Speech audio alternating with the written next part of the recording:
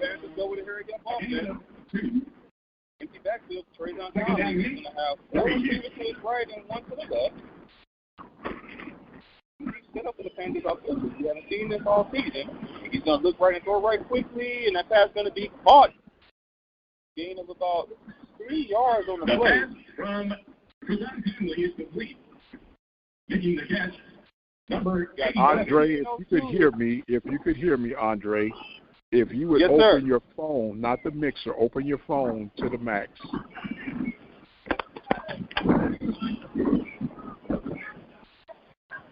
Yes, sir. Everything's at the max.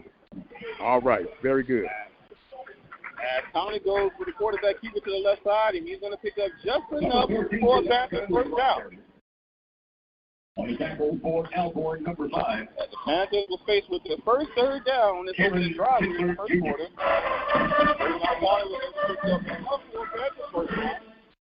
As they're making their way inside the Braves territory, we do have a stoppage in the play.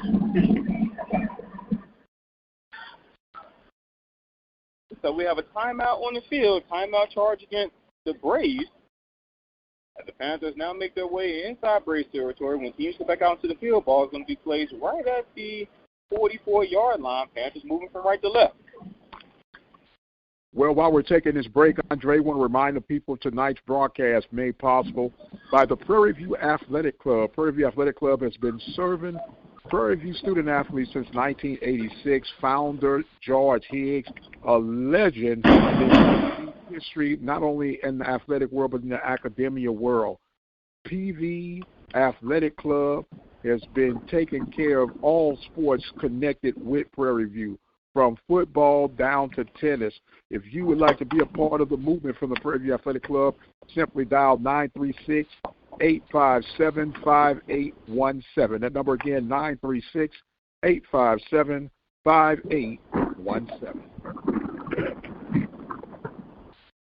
Thank you, Dr. Mike Prince. Teams haven't made their way back onto the field just yet. Panthers looking stronger so far on this opening drive. Inside Braves territory. Gotta love what you see from the Panthers so far here in this opening drive, Mike. Yes, sir. Yes, sir.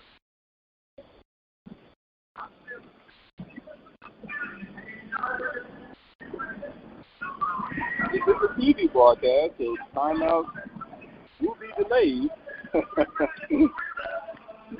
Don't you just love it, Andre? Yes, sir. Yes, sir. Gotta love it. Gotta love well, Prairie View got that nice TV look with the all purple on too, man. Yes, sir. Yeah, they got the all purple. They got the purple pants, purple jersey. They got the gold helmet, the gold letters. All San State Braves are in all white with their gold helmet. So the gold and purple is displayed here in this ball game. We talked about this game being the battle of the purple and gold, Mike. Yes, sir. It's the dominance of the purple. Will the real purple please stand up? Will the real purple please stand up? Teams that made their way back on the field. 44-yard line. Panthers moving from right to left. Conley's got 2 receivers to his right and 1 to the left. Stewart's going to be offset to his left. He's going to hand off to Stewart. Stewart's going to be brought down near the line of scrimmage. Able to pick up 3 yards on the play. On the tackle for Alcorn. Garment positive yards for the Panthers. Number 58. As Conley looks to the sideline to get the ball. Brings up 2nd and 7 for the Panthers. As the Panthers go with an empty backfield setup on 2nd down. Prairie View Panthers have the ball. The official spots the ball at the Alcorn 41-yard line. It's 2nd down. The receivers on each side for Conley.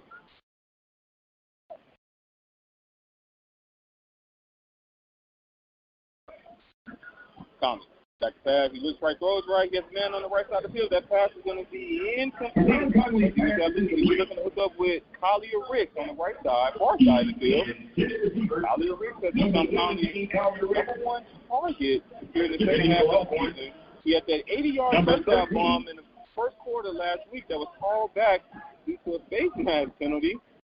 Collier Ricks has become Trayvon Conley's number 1 target so far here on offense. Usually you'll see him hook up with Collier Ricks on 3rd down. Speaking of third down, we have third down coming up for the Panthers. Ball plays right at the 42-yard line. Panthers move from right to left. See backfield setup for the Panthers. Tony's got two receivers on each side. Thompson got the pass. He's going to flush out of the pocket. He rolls to his left side. And he's just going to keep this with himself. And he's going to be brought down near the line of scrimmage. What's he doing on that play? Trayvon Collins is going to make something happen downfield. He's about to keep it himself. And with that, we have fourth down coming up for the Panthers as the punting units come out to the field, Mike. Yes, sir. The punting units coming out. Both teams defensively are showing that they're going to have to work for their yardage and points on tonight. So let's play this game of how the Panthers come out with their next series on the defensive side. Yes, sir. Yes, sir. As Manny Jones is back to receive the punt for the Braves, he's saying that they're on 10-yard line. He just away this off. It takes a nice spread view bounce inside the 5-yard line. And this one is officially going to be spotted at the 4-yard line. That's where the Braves will set up shop here on their second drive of the first quarter. All right, now the Panthers flipping the field are going to have to be able now to try to keep them pinned down. I wouldn't mind, Andre, I know it's, risky early. I want to see the Panthers. They've been aggressive these last 2 weeks. I want to see them continue to try to force the hand for the Braves on this opening series or the second drive. Yes, sir. Yes, sir. As Allen's going to have two receivers to the left side, he's going to hand off to Howard. Howard's going to be met. He needed to gained about 2 yards on the play as he was stopped by number 52, Dr.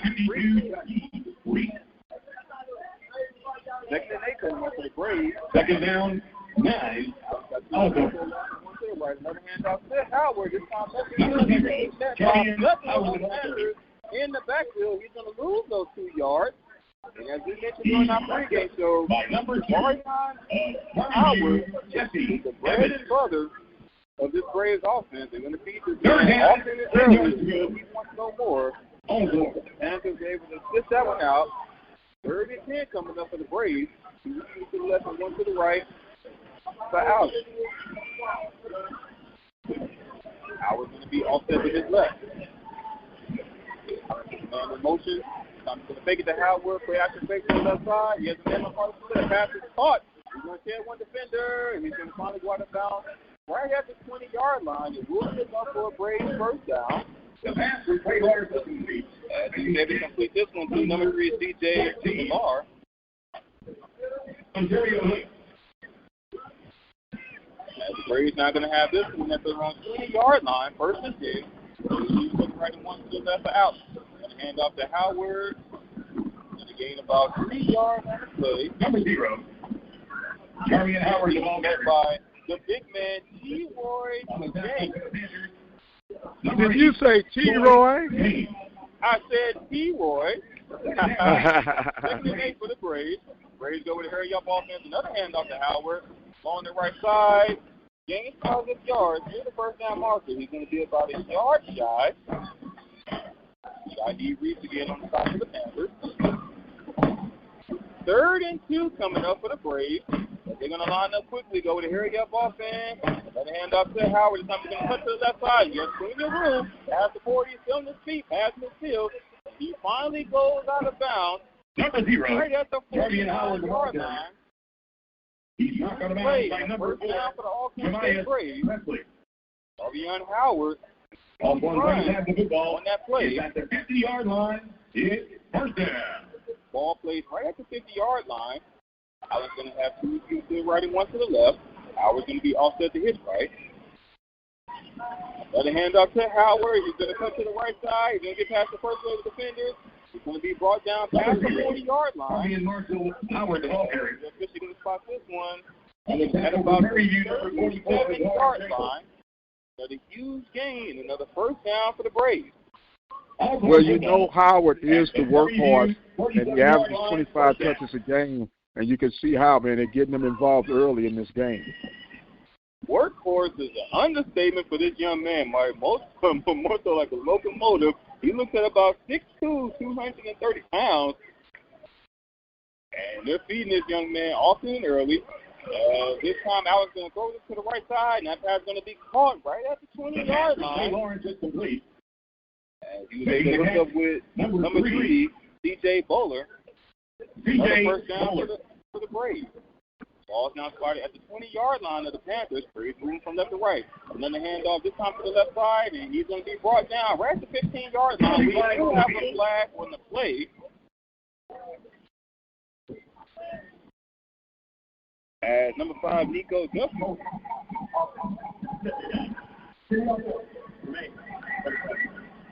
So holding penalty charge against the Braves. Going to back them up 10 yards. And to get a little break there on that previous play, and the ball will be spotted now at the 30-yard line of the Panthers. Braves moving from left to right. They have to get to the 10-yard line for a first down. And due to that last penalty, we'll repeat first down. We 2 to the left and 1 to the right. We do have another flag on the play. Looks like there was some movement on the front line on both sides. Penalty flag on the field before the play. Outside. Defense. Oh, no. Alcorn Braves back in football. So the 10 yards that they just gave up, the Panthers, they give up 5 of those yards back. Ball now plays at the 25-yard line. Received to the left and 1 to the right for out. Number 5, Nico Duffy, is the running back now in the game for the Braves. To relieve Jarvion Howard. Howard gets a quick breather. He's going to hand off to Duffy on the right side. He's pushing the towel forward. Still on his feet. Whistles finally blow after a positive yard. Gain of about 3 yards. Number 5, Nico Duffy. Those 3 yards was due to all 2-second effort on the by Nico Duffy. Number 9. Got 67 to go here in the first quarter. The score this year in this ball game. 14. Alcorn. Ball now plays right at the 23-yard line. 2 to the right and 1 to the left. This time Alex going to drop back the pass. He's looking, rolls to his right side. And he finds it's going to throw this one out of bounds as he was pressured by the Panthers. The pass from Clay Lawrence is incomplete. 11, Kevin Victorian. On the quarterback rush for the Panthers. Intended receiver for Alcorn, number 16. And incomplete pass does stop the clock with 5:51 to go here in the first quarter. Third down coming up for the Braves. A huge third down opportunity for both squads. The ball is placed right at the 23-yard line. They have to get to the 10-yard line for a first down. 2 receivers on each side for Allen. This time he's going to hand off to Duffy up the middle. Going to get past the first and second wave of the defenders, and he's going to go down right at the first down marker. Depends on where they spot this one. It's going to be a very close spot, and it looks like he will have enough for a Braves first down. By the inch of the ball, it's no secret, Andre, that the Braves are going to run, and they're showing every intention of that tonight. Yes, sir. Yes, sir. Well, one thing that the Panthers do well, just like the Braves, is run the ball. Only the Panthers can get back on offense. Well, one thing is also... Yes, sir. Go ahead. Yes, sir. It's going to head up for a very fast-paced game tonight, too. Yes, sir. Yes, sir. Between the running of both of these teams, we may be at halftime before you know it, Mike. As yes, sir. He hands off again to Duffy on first and second down. He was able to get inside the 5-yard line. Ball is now spotted at the 4-yard line of the Panthers with third and goal coming up. Jarvion Howard checks back in the game for the Braves. He's going to be offset to Allen's left. Allen's going to have 2 receivers to his left and 1 to the right. And he will give it to Howard, and looks like Howard's going to stop at the line of scrimmage. Howard, the ball carrier. Number 2, Jesse Evans, along with a plethora of Panthers on that stop. Andre, this has to be 4-down territory if you're the Braves, even though it's early in the game. Well, it appears that the Braves will send their field goal unit out on the field to try this field goal for the Braves. Okay, I'll take that too. Braves are playing it safe. They will not go for it on fourth down. As the snap is down, kick is up, and it is good. So with a lot of back and forth here in the first quarter, we got 3:42 to go here in the first quarter. Braves does strike first blood here in today's contest. This one by a score of 3-0. Braves on top 3-0. And their second drive of the game, Panthers so now the Panthers will have to come back and respond to this. And speaking of responding, if you know of anyone who has been more responsive than the Panther backers, I would dare you to point them in my direction. Dino Robinson and his company have been supporting Prairie View Athletics since 1995.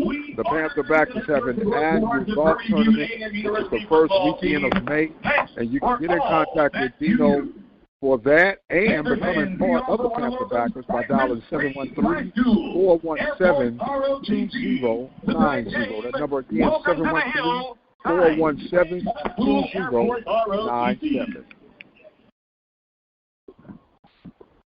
Yes, sir. Yes, sir. Now, you mentioned here not too long ago, right? The Panthers were able to bend but didn't operate with the Panthers, and there's something to look forward to. You're going to have to figure a way, like we talked about on the pregame show. There's a reason why this young man, Jarvion Howard, usually stopped out of the conference and rushing so far this season. Find a way to contain this young man, and we continue to use this man as often as they possibly can. But now that we've got that out the way, it's time for the Panthers offensively to get on the field and show the Alcorn State Braves that, hey, just like you can run the ball, we can run the ball. And we got not one, not two, but 5 running backs that can get the job done.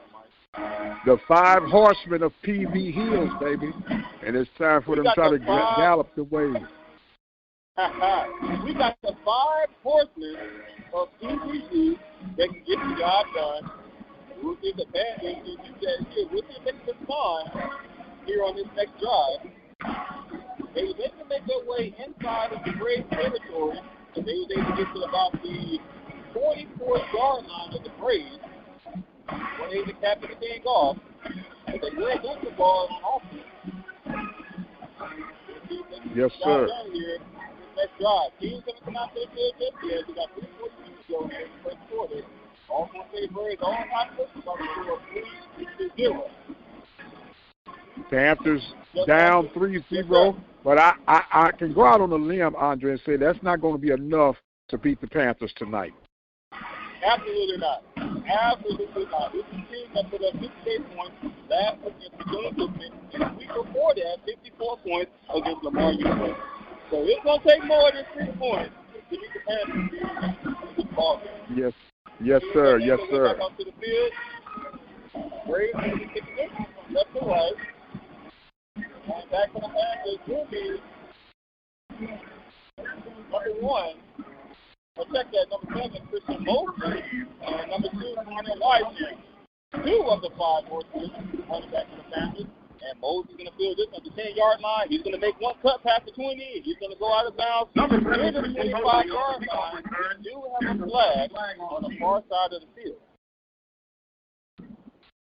Normally Hogan. When it's a kick return,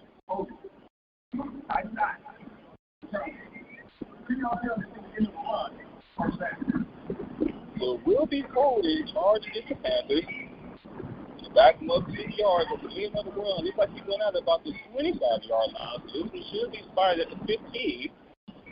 And it will be. So the ball can be placed at the 15-yard line. That's what the Panthers will set up shot. From right to left. At the Prairie View 15-yard line. Back out to the field. This young man is actually leading the Southwest Athletic Conference in total touchdowns for this entire season. He's going to have 2 receivers to the left and 1 to the right. And Stewart's going to be offset to his left. He's going to hand off to Stewart, and that's going to be right at the line of scrimmage. Maybe gain about a yard on the play. Number 2, Terrence Ellis. As we haven't seen Ahmad Hunter so far in Boston, we do see him in the first quarter. But just like Jaden Stewart, going to be getting the first couple of drives here for the Panthers. in this first quarter. We got 3:09 remaining. Trailing this one 3-0. 1 yard pickup to it. 2nd and 9 coming up. Ball plays right at the 16-yard line. Two on each side for Tony. Back to pass, step to the pocket. He has a man downfield. And that pass is going to be incomplete. In and out of his hands. We're going to look up with Jalen Howard. Wide open Jalen Howard down the field. If he's able to haul this one in, we could be looking at it. Well, you know, Andre, we've talked about it off and on throughout the season. The Panthers have got to tighten up those receptions when opportunities. They have the football at their own. 16-yard line. 3rd and 9 coming up. 3 receivers to the left and 2 to the right. So Conley, empty backfield. Conley back to pass. He's been pressured immediately. He has to roll out his pocket. He has a man on the far side of the field. That pass is caught. So he has to go out of bounds. And he will not have nearly enough for a first down. And with that, we have 4th down coming up. As we able to go with the veteran running back Bernard Goodwater. Yes, sir. No, I'm just saying, and not the start that the Panthers want to have, especially with it being senior day and the final home game of the regular season. Yes, sir. Yes, sir. And head coach Bobby McDowell has talked previously about the Panthers. Each player on the Panthers doing your job and making the plays that you need to make. That play right there would have been a huge play that would have been needed to make by Jalen Howard. As they say, there's no sense of crying over skill field. Manny Jones is back to receive this from the Braves. He's standing at the 30-yard line, and he's just going to fair catch this one at the 30-yard line. A 53-yard punt for Ethan Husso. The Braves will set up shop here on this next drive in the first quarter. We got 2:14 to go. On top of this one, 3-0. Alcorn Razor has the ball. The official tops the ball at their 30-yard line.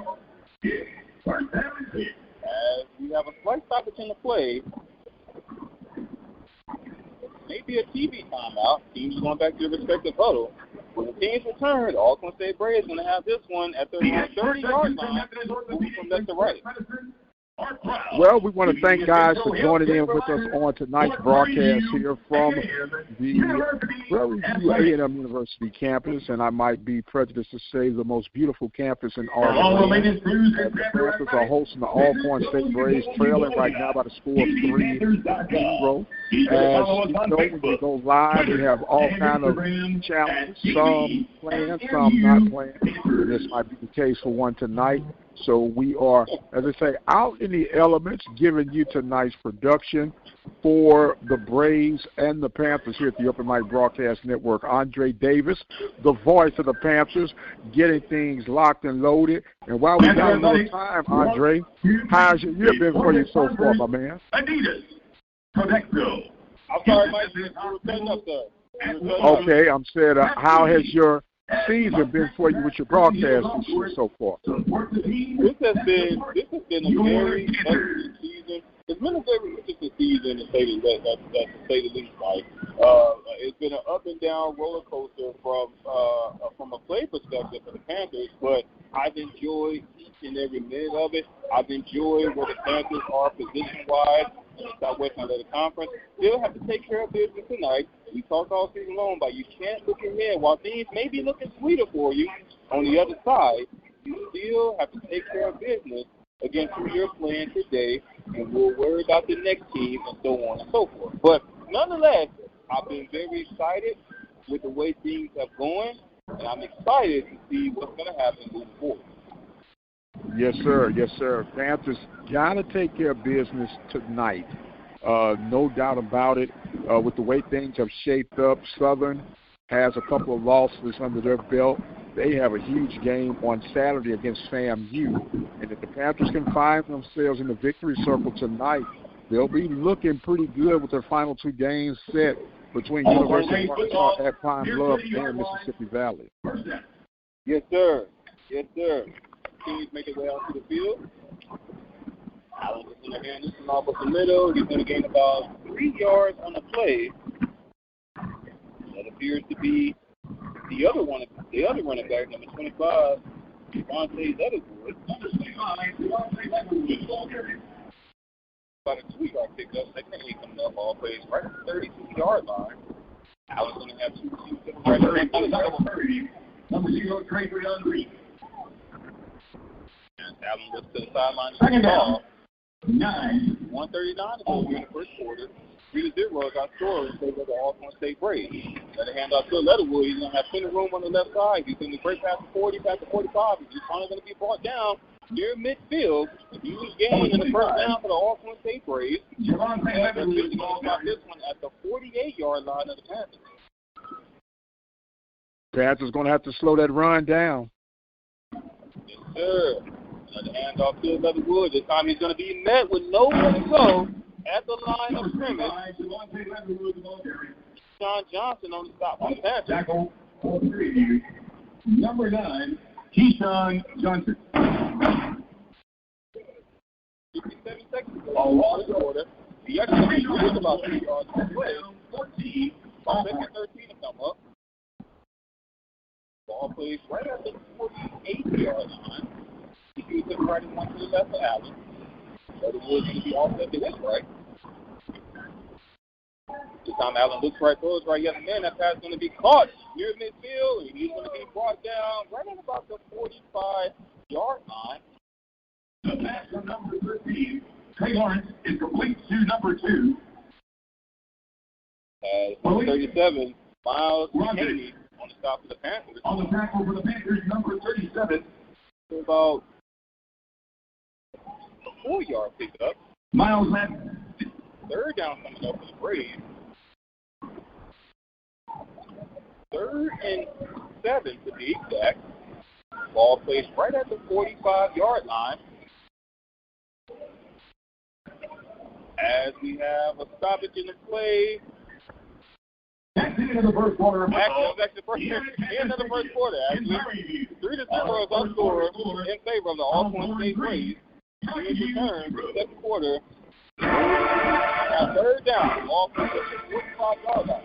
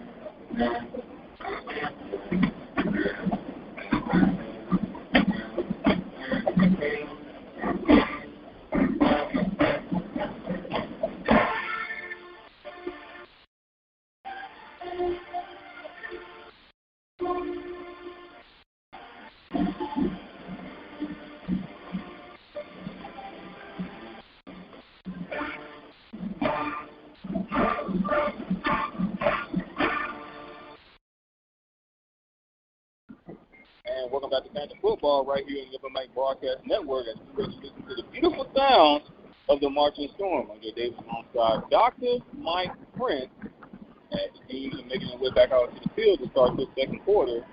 Alcorn State Braves are going to have this one moving from left to right. Ball's going to be started at the 45-yard line of the Panthers. 3rd and 7 coming up. Now we're going to have 2 receivers on each side.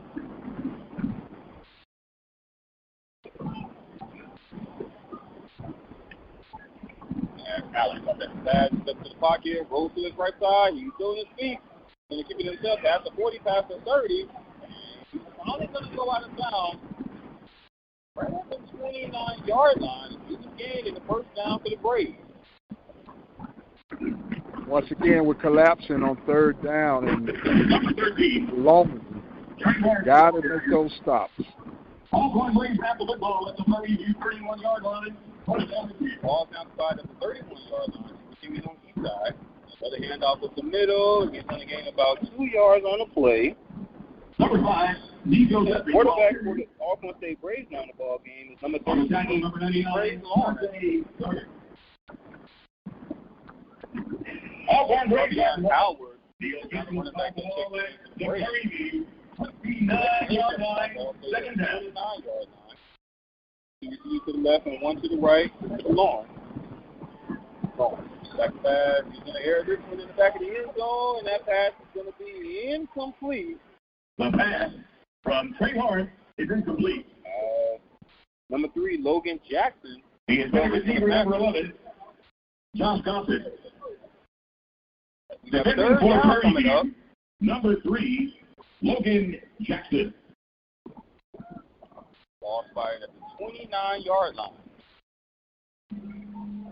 Alcorn Braves football, Prairie View's 29-yard line. 2 receivers to the left and 1 to the right. Howard's going to be all set to hit, right?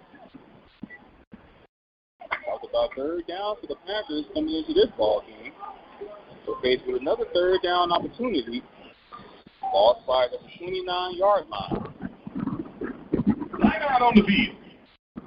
Start for Alcorn. 13 minutes, 58 seconds remaining in the first half. Timeout on the field. Charge against the Braves. Got 13:58 to go here in the second quarter. 3-0 is our score in favor of the Alcorn State Braves. 3rd and 8. Ball started at the 29-yard line. Right to left. While we're working things out, have you had a chance to get any stats in your possession, sir? No stats as of yet. We're waiting to get those. Welcome to the field. Your Prairie View University. We don't have any hits yet. Just on my eye test, right? I know we can't speculate. Just on my eye test, I mean, the Braves ran the ball so much in that first quarter, and not just ran the ball, they ran the ball for positive yards in that first quarter. It would not surprise me that they were already near 100 yards, if not over 100 yards, already one quarter play here in this ball game. Yeah, they've been very aggressive running the ball, and the Panthers knew that coming in. So we're going to have some checks and balances. Offense going to have to step their run game up, and the defense going to have to tighten their run game. Yes, sir. Yes, sir. And the Braves aren't doing anything special. They're not running any read options or any misdirection plays or anything like that. It's just hard-nosed, running it down. No misdirection. No thinking like I'm giving to this guy over. I'm going to give it to this guy. None of that. Straight hard-nosed, down your throat with Jarvion Howard so far through one quarter of that. Yes, sir. That's what I love about Fred McNair. He's just an old-school, in-your-face type coach, and the guys play exactly the way he teaches the game. Yes, sir. Yes, sir.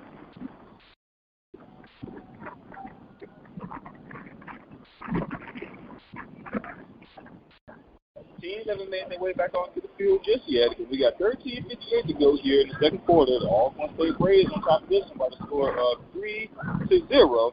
We want to remind all of our listeners that you would like to become a listening partner. All you have to do is for 17 cents a day, you can visit our website at obnradio.com. And that's obnradio.com. It's at the Prairie View Panthers. We are the voice. We're not ready. All right, we are proud to serve our Prairie View University Panthers. Visit our website at obnradio.com. Teams that made their way back out the field, ball plays 59-yard line, 3rd down for the ball. Pass on. He's going to put the pass. He's not going to have a man in the vicinity. Incomplete pass. As he was trying to hook up with number 2, Malik Rogers, there was some miscommunication on that play because Rogers was nowhere in the vicinity that Lawrence was throwing that ball. Nonetheless, 4th down coming up for a break. As the field goal unit comes onto the field, we'll get about a 45-yard field goal. 46-yard field goal.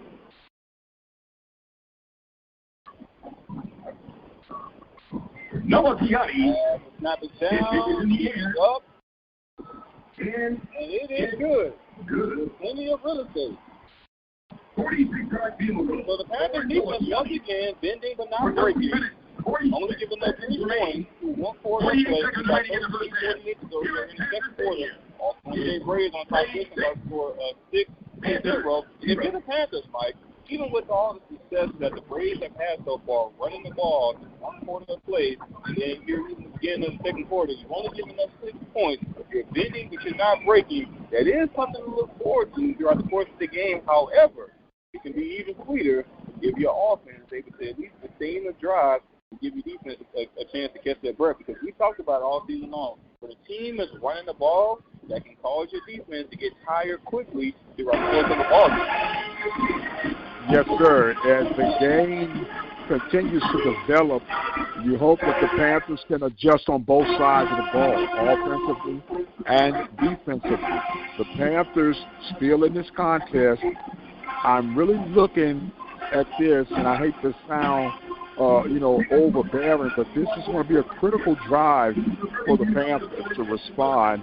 They're down, I'm saying 2 possessions, even though it's only 1 possession scoring-wise, right, but 2 possessions because they gave up points on 2 series.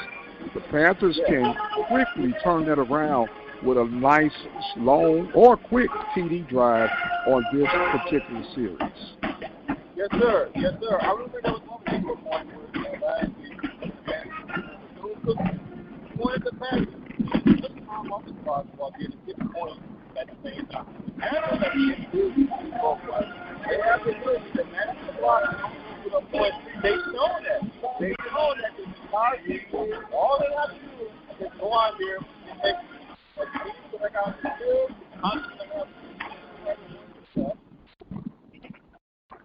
He's going to hand it to Ahmad Antoine. Antoine's going to run to the right side. He's going to pick up about 4 yards on the play. Check that. That was actually number 1, Jay Stewart. On the back of Alcorn, number 32. Jay Stewart picks up about 4 yards on the play. Another 3. Ball back 7 yards to go. 9-yard line. Right to the they're going to go with a quarterback draw to the right side. He's not going to have anywhere to go. He's just going to have to run out of bounds after losing a yard on the play.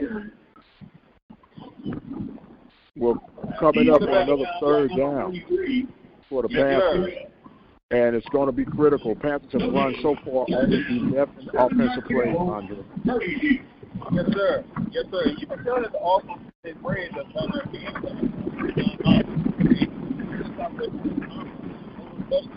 For this entire 2022 campaign. It looks like they're keeping the linebacker slide on Tommy, and if he takes off running, there's a defender in his face. If he takes off again, he's going to get past the 30. He's going to be brought down at the 32-yard line. He's still going to be about a 3-yard shot on the 1st down. And with that 4th down coming up, he's going to come out.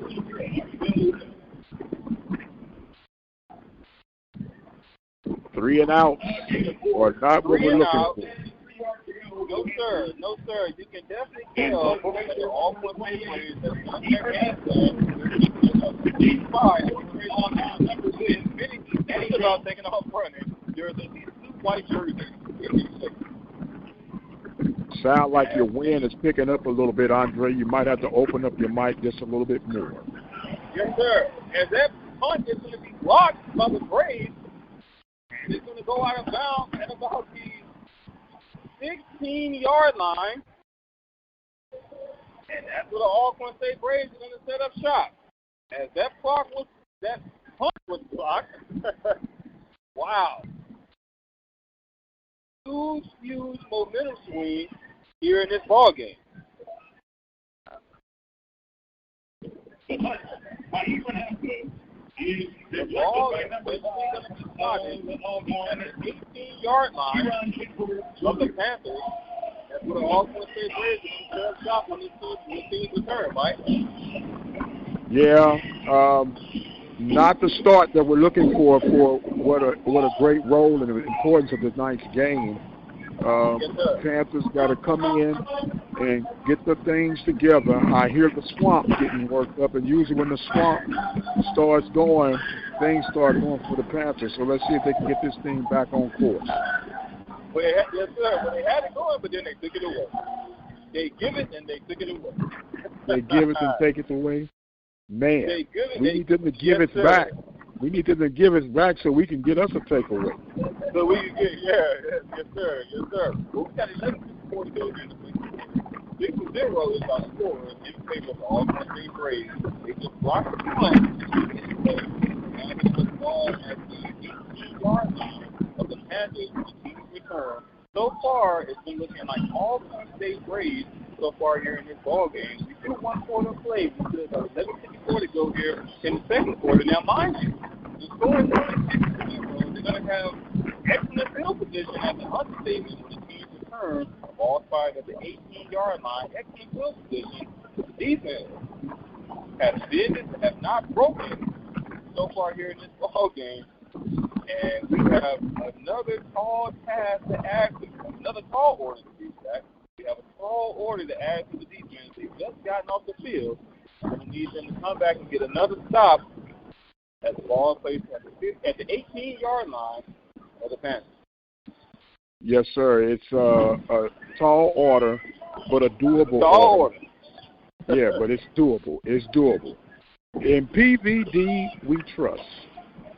Yes, sir. Yes, sir. As Trey Lawrence is the quarterback coming on the field for the Alcorn State Braves, we haven't seen Aaron Allen with 2 drives. Alcorn football, first down again.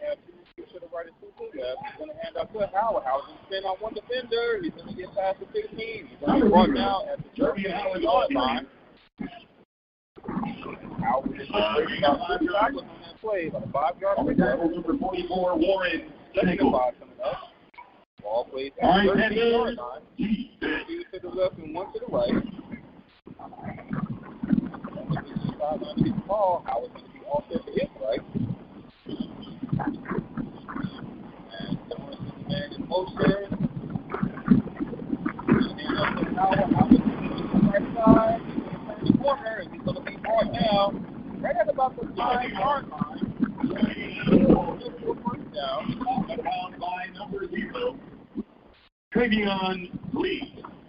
This was at the 7-yard line. Football at the preview. We're having some slight technical challenges right now.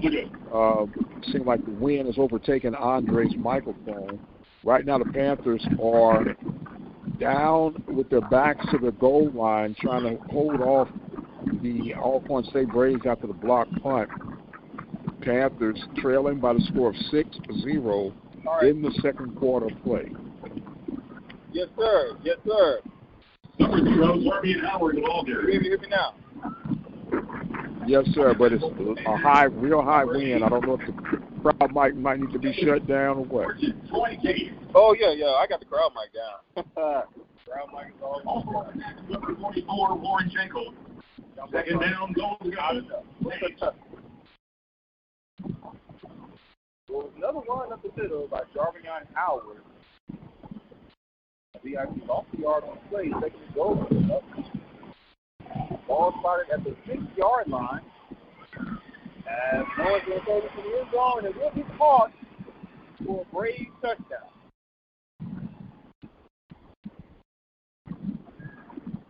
Well, that's what happens when you turn the ball over, deep on a good team, even though they're struggling. The Braves capitalize off that block punt. And as we await the PAT, Andre, we're going to go against the norm just for a second and turn your mic into your mouth just a little bit more. Probably cut down on that wind. Yes, sir. Yes, sir. How is this? Okay, now you can go back down to 4. Go back down. Yes, sir. So the previous play is on the further review. A touchdown was ruled on the field, but they're going to review this one. Okay. Are they questioning whether or not he had possession when he came down? Yes, sir. Yes, sir. The ball did bobble a little bit. Lucky was able to get under it at the last minute. Trey Lawrence was able to hook up with number 16, Juan Anthony Jr. to the Alcorn State Braves. Now you're on a 2-minute lead. For elimination lifestyle, the board certified physicians and certified athletic trainers at Houston Methodist Orthopedics and sports medicine at the he had full possession of the ball from start to finish. Okay, well, either way, hope that they might find something to say. They might not overturn it and hold them to a field goal attempt. But nonetheless, the Panthers are going to have to get the adjustment wheels in motion so they can try to counter what now is appearing to be a 12-point deficit, depending on if the Braves go for 2 or the traditional PAT. You could be looking at an uphill battle at home on senior night. Yes, sir. Yes, sir. Those that were tuned in the last week and tuned from the broadcast, the Panthers actually got down early in that ball game as well. They were able to rally things back, and as we mentioned during our pregame show, it ended up being a shootout between the Panthers and the Wildcats. The Panthers were able to rally things together. So, your PV Nation, even though teams aren't looking quite well so far here in this ball game, the Panthers have the tools, both offensively and defensively, to turn things around here in this ball game. Yes, sir. Yes, sir. They have the weapons to get it done. They have to stay patient, don't panic, and, put some things together. 12 total plays so far for the Panthers, 8 runs versus 4 passes. Not a lot of productivity, not a lot of time of possession. And so it's just a matter now if the Panthers can put something together. They will get the ball to start the second half, but we got to get to the second half first with no more points for the Braves being allowed to be scored. Yes, sir. Yes, sir. The Panthers offensively are going to have to sustain the drive. When we talked about the 3-and-out that they've been dealing with so far here in this ball game, and it's really at the start of the second quarter. In the first quarter, they didn't necessarily go 3-and-out.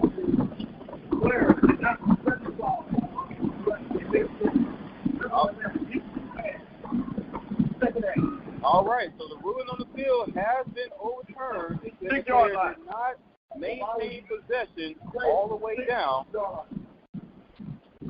the touchdown is no good. Ball is now spotted.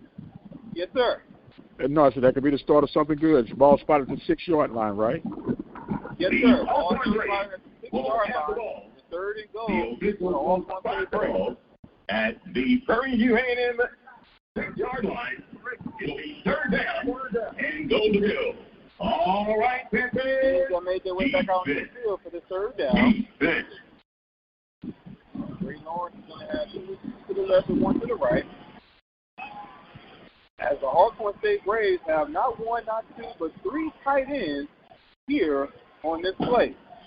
Play action. Play action. Back to pass. He goes to his right side. He's throwing his feet to the downfield. And he's going to throw this in the back of the end zone. Incomplete pass. Big play by the Panthers. Yes, sir. 14. Yes. Yes, sir. Ontario Hurd. Sergeant Montario Hunt. Defending the Prairie View, number 25. Field goal unit comes onto the field. Gerald Smith. Try about a 23-yard field goal. Noah Gianni for the field goal attempt. As it snaps down, it's up. It's up. And it is good. And good. So instead of 12 to 0, I'll go with 9 to 0. Still manageable for the Panthers. 40 seconds remaining in the field first goals. The Panthers defense have been at the home so far in this ball game with 9:40 to go here in the second quarter. Alcorn State Braves on top of this one by a score of 9 to 0, Mike. I'll take 9-0 over 12-0, 14-0 any day of the week.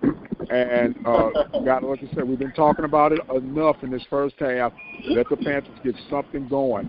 As they have to make adjustments, we might have to make adjustments, Andre.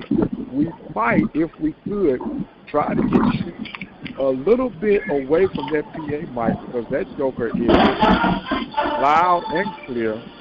As we hear the marching storm, they always make things feel a little bit better, don't they? Yeah, they always make things feel better. I'm actually on the left side here in Blackfield Field, right? North end of the end zone, I'm actually on the far side. The PA mic is just coming in extremely hot here for today's ball game. It could be because it's being nice. So we broadcast football here in Blackfield Field every time. The first time that we come in so hot. Could be because it's here night.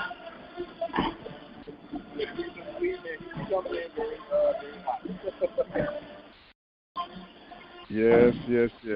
As they say, we will get it done by any means necessary.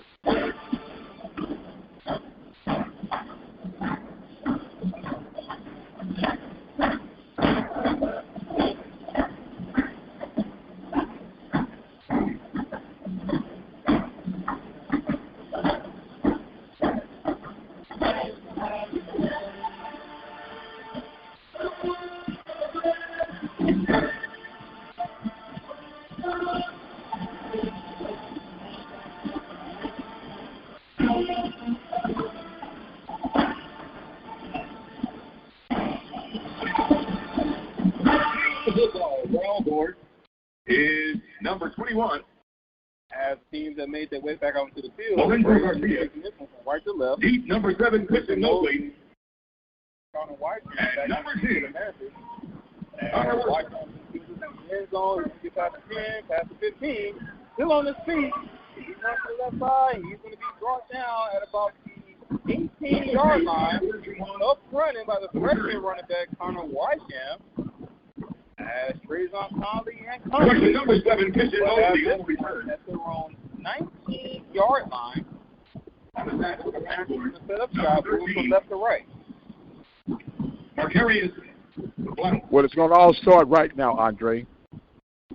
I just pulled my first rabbit foot out. I just pulled the first one out, so it's going to all start right now. Their 19-yard line, and it's first down and 10. Conley's going to have 3 to the right and 1 to the left. And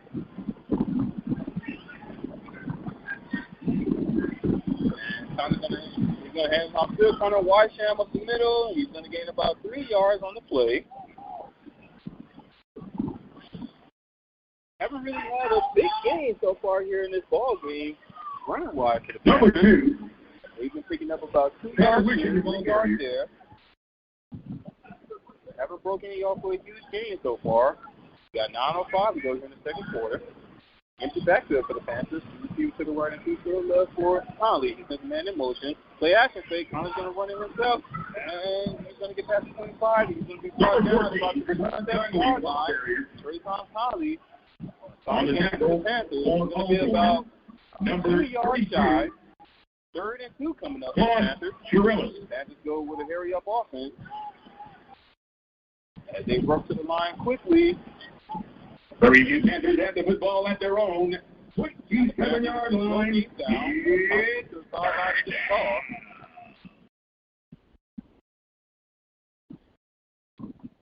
As Stewart checks in the game for the Panthers, he's going to be offset to Conley's left. 2 seconds on the play clock. They're going to have to snap this quickly. As we do have a stoppage in the play. So timeout on the field. The Panthers have to burn a timeout. As it looks like there was some confusion on offense. As there was about 2 seconds left on the play clock. And we're able to snap it off in time. We do have timeout on the field charged against the Panthers. 30-second timeout.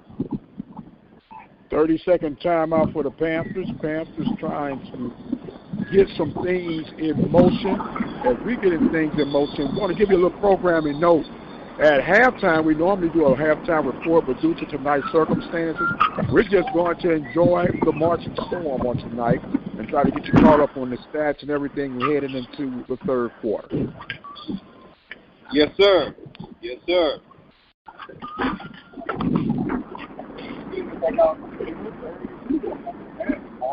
Right at the 7-yard line, man.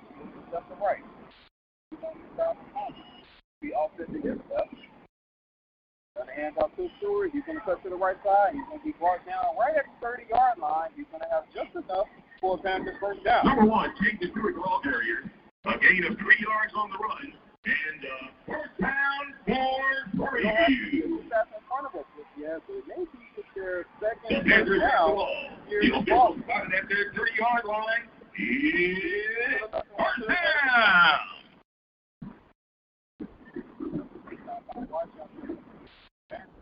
They actually take that side. He has a man on the far side of the field, and that pass is going to be in and out of his hand, dropped again. Wow. The pass from Kazan Conley. He is complete. The intended receiver, number 87, Kobe Washington. And another drop pass. You're listening live to Panthers football action here at the Open Mic Broadcast Network. Panthers trailing by the score of 9-0 right now.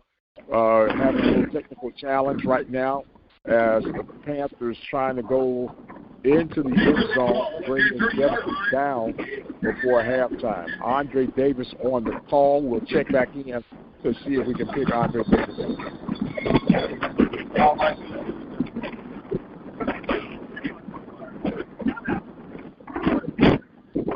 My friend, hello.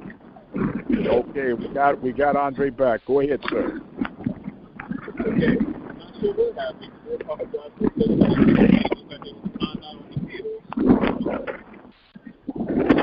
Team come back. It's going to be second down for the Panthers. Could you give us a recap on that last play, Andre? Yes, sir. It was an incomplete pass. Trayvon Conley was trying to hook up with Kobe Washington on the far side of the field. He said the catch. At first down for the Panthers, we talked about drop balls from the receiver core all season long. Conley was able to hook up with Washington to play that ball is taken down and take the field. Drop balls have been Achilles' heels for the Panthers all season long. Yes, sir. Teams make it look like out on the field. Second and 10 coming up. Conley was able to hook up with Javier Rick on the near side of the field. About a 2-yard pickup. First down for the Panthers. We have 7:29 to go here in the second quarter. 9-0 our score in favor of the Braves. First and 10 for the Panthers. Ball plays right at their own 40-yard line. They move from left to right. Then you see if they're left and to right. Conley. And he just knocked the Number 5, Ahmad Andron. Ball carrier. A gain of 2. Up about 2 yards on the play. 44, Malachi Bailey. Panthers have the ball at their own 42-yard line. It's second and 8.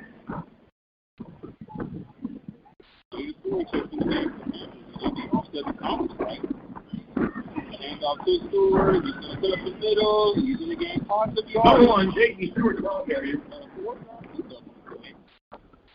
A gain of 5 yards on the run. On the tackle for the Braves, number 20.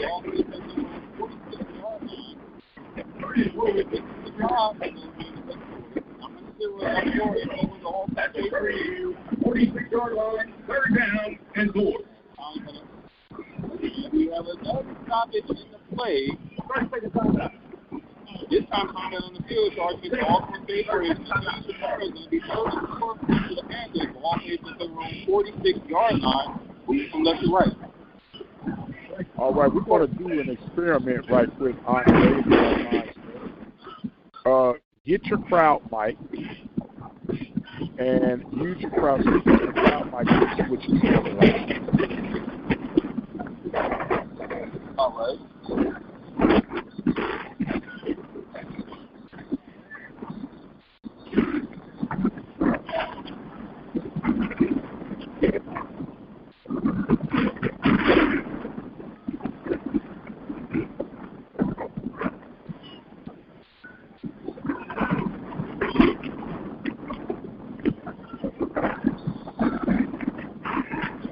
All right, can you hear me, sir? Yes, sir. Okay. I'm speaking into the crowd mic right now. I'm putting my other mic down.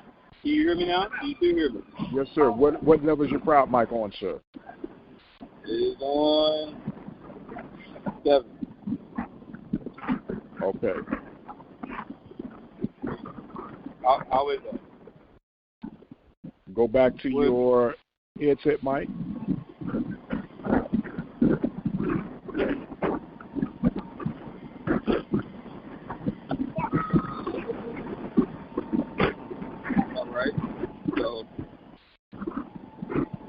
All right.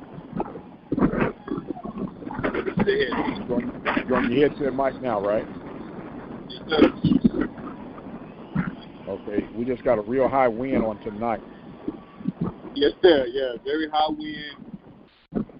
Very loud here. You can stay on the headset right now. Stay on the headset. It's third down and 4. All right, so back out to the field.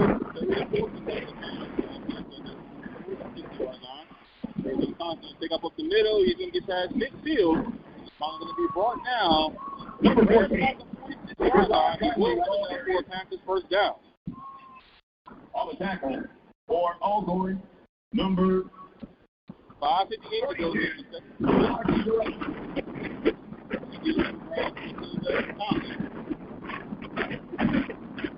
They actually say constant pressure. He's going to throw this one immediately. He's just going to throw this one out of bounds.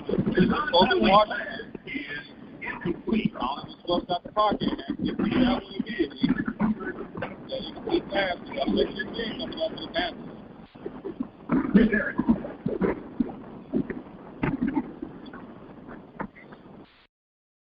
Ball is going to be spotted at the 46-yard line of the Alcorn State Raiders. That's right. You can see to the right and one to the left behind. It's going to be open up the state. The ball is blockers. Still in the seat. On the 40-yard line.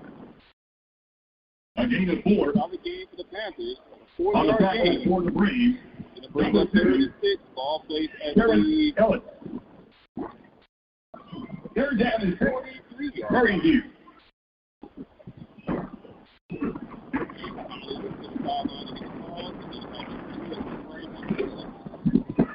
We have another stoppage in the play.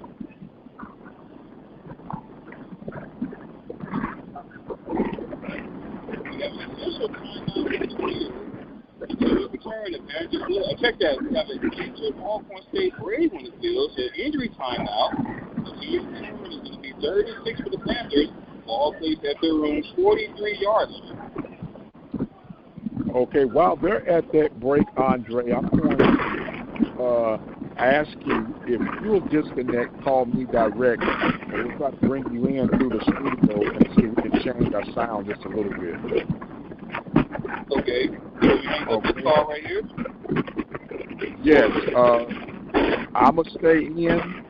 You just call me and we'll reconnect to continue with the broadcast while we have the injury timeout. All right.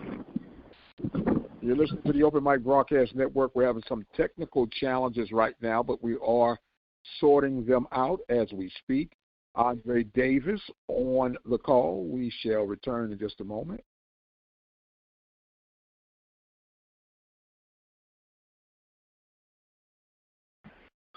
All right, Andre, are you there, sir?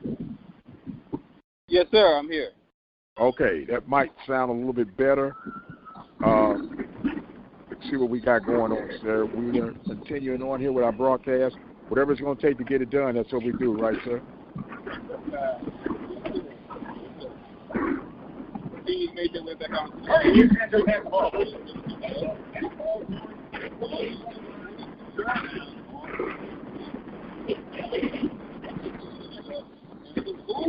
On the front line, this off early. All starts to get prepared to back them up 5 yards. Instead of 36, we have 3rd and 11 now. Ball is now spotted at the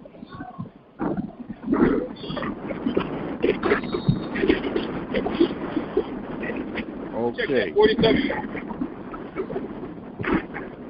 We're going to try one more thing, Andre. Would you, by chance, happen to have your headsets with you? I can check. Bernard, The ball carrier. Gain of that middle. First down. 13 yards. First pass. 32. As they go to hurry up offense, Hines going to throw this to the right side. This is going to be caught by Kobe Washington on the near side of the field. He's going to go out of bounds right at the 20-yard line. Another huge gain in the first down for the Panthers. We have a time. Well, check that. We have a flag on the play. While we have that flag, I will look for the headphones that Dr. has asked for. Yes, sir.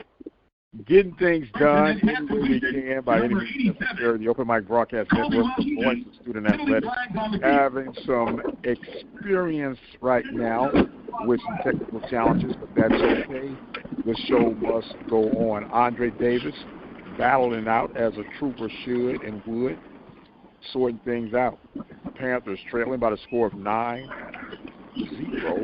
here in the second quarter of play. Headphones have to go. 30-yard line. There's to make out what the flag was, but it was charged against the Panthers. The ball was spotted at the 37-yard line of the Braves. Number 29, Bernard, the ball carrier. About 3 yards. On the tackle. Number 99.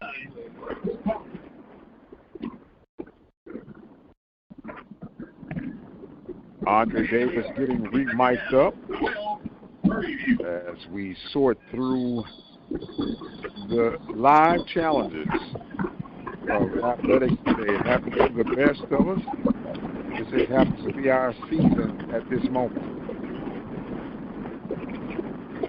Andre Davis live from Blackstone Field at Prairie View Panther Stadium, getting repositioned with the mic. All right, sir. Can you hear me? Oh, that is beautiful, sir. Which is that? This is actually my original setup that I had at the beginning of the season. Okay. There we go. So Bernard Goodwater gets the ball on this play. As it looks like the previous play, it was a holding penalty charge against the Panthers as they backed up 10 more yards. As the ball is now spotted at the 43-yard line of the Braves, they have to get to the 25-yard line for a first down. Third and long coming up for the Panthers. Empty backfield for Trayvon Conley. He's got two receivers on each side. Conley, back to pass. He throws in the middle, and that pass is going to be caught by Chris Herron past the 30-yard line. And this one's going to be spotted at the 28-yard line. He won't have enough for a first down. As the offense stays on the field, this is fourth down territory. 2:30 to go here in the second quarter. Two receivers on each side for Conley. Conley looks right, throws right immediately, and that pass is going to be incomplete, broken up as he was trying to hook up with Chris Herron yet again. But great stop and great coverage by the Alcorn State Braves. And we have fourth down coming up. As I don't see any yellow laundry, the sideline of the Alcorn State Braves just charges the field. They got a sideline warning in the first quarter, and they charged the field after that last play, but no yellow laundry to speak of. Wow.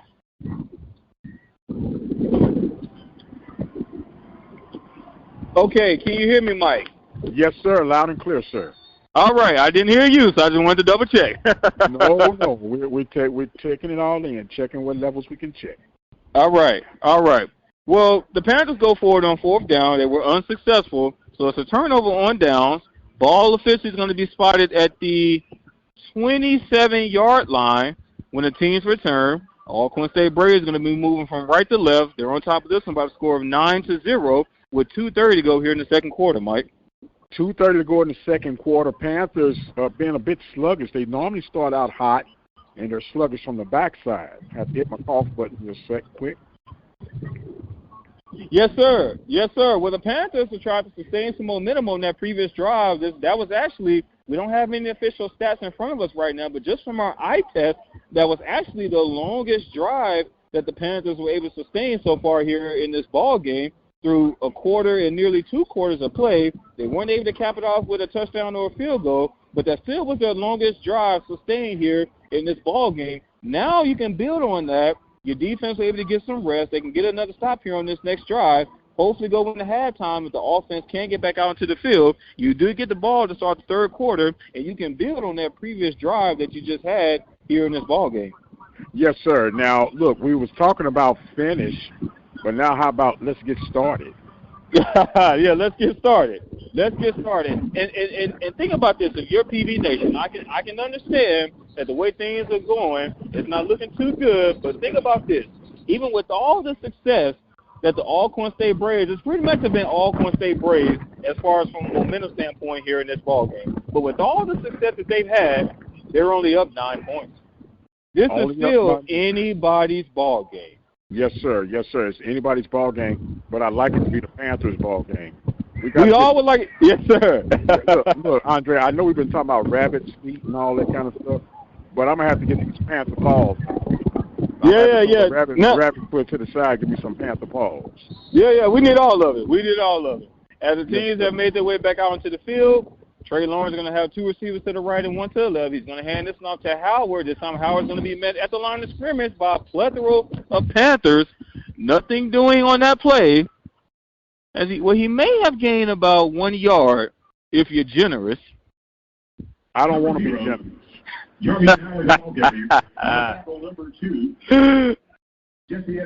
They're going to say he gained 1 yard on the play. 2nd and 9 coming up.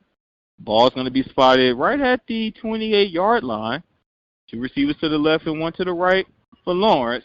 Again, we haven't seen Aaron Allen so far here in the second quarter. He may have gotten injured in that first quarter. It's been all Trey Lawrence at quarterback for the Alcorn State Braves.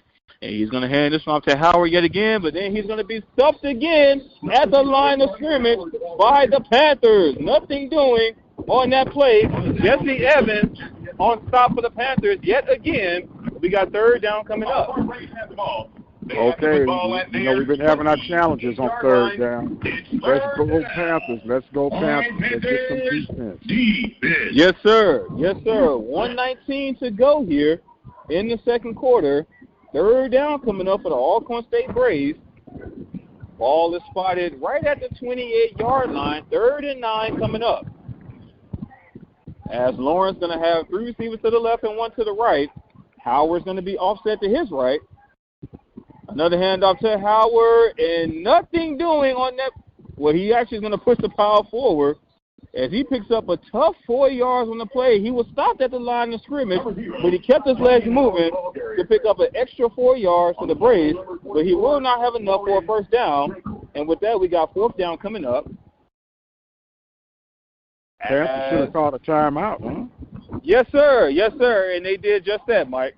I could not get it out fast enough. You called timeout, and hopefully we can return the favor. Spoke with Coach Alvin Fossman this week on the coordinator's corner, and I told him I was feeling something mighty in my spirit about the special teams doing something big tonight. So maybe we can get the start of something big on this punt box. Yes, sir. And we talked about the way the special teams have played all season long. You know, they've between muff punts and block punts that we've seen all season long, the special teams definitely have the capability of causing a turnover or something like that, or something along those lines, Mike.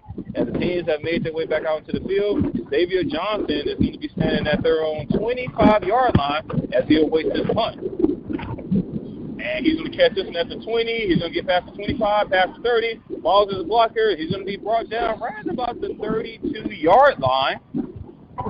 Solid field position for the Panthers to start this drive here late in the second quarter with 44 seconds to go. They're trailing this one by a score of 9-0. Now, as bad as we would like to get a touchdown, Andre, starting at your 32-yard line, you probably need to go 40 yards or so to be in a legitimate field goal attempt for Reyes. So let's try to work the 3, and then if the 6 opens itself up, let's strike it in. Yes, sir. Yes, sir. Conley's going to have 2 receivers on each side. Stewart's going to be offset to his left. 1st and 10 for the Panthers. Ball placed at their own 31-yard line. Conley, back to pass. He looks right, throws right. That pass is going to be incomplete. No flag on the play. Wow. As Conley was trying to hook up with Collier Ricks, but along with myself and the Panther sideline was looking for a pass interference call. No call, but that incomplete pass does stop the clock with 40 seconds to go. 2nd and 10 coming up for the Panthers. Ball placed at their own 31-yard line. And this time a hand off to Jaden Stewart up the middle. He's only going to get about 3 yards on the play. Number 1, Jaden Stewart, ball carrier, a gain of 2. 3rd down and 8, Prairie View. So 3rd and 8 coming up for the Panthers. Ball placed at their own 33-yard line. As it looks like they may not even attempt another play before half. As they're probably just going to let this one run out. So we got 5 seconds to go here on the game clock.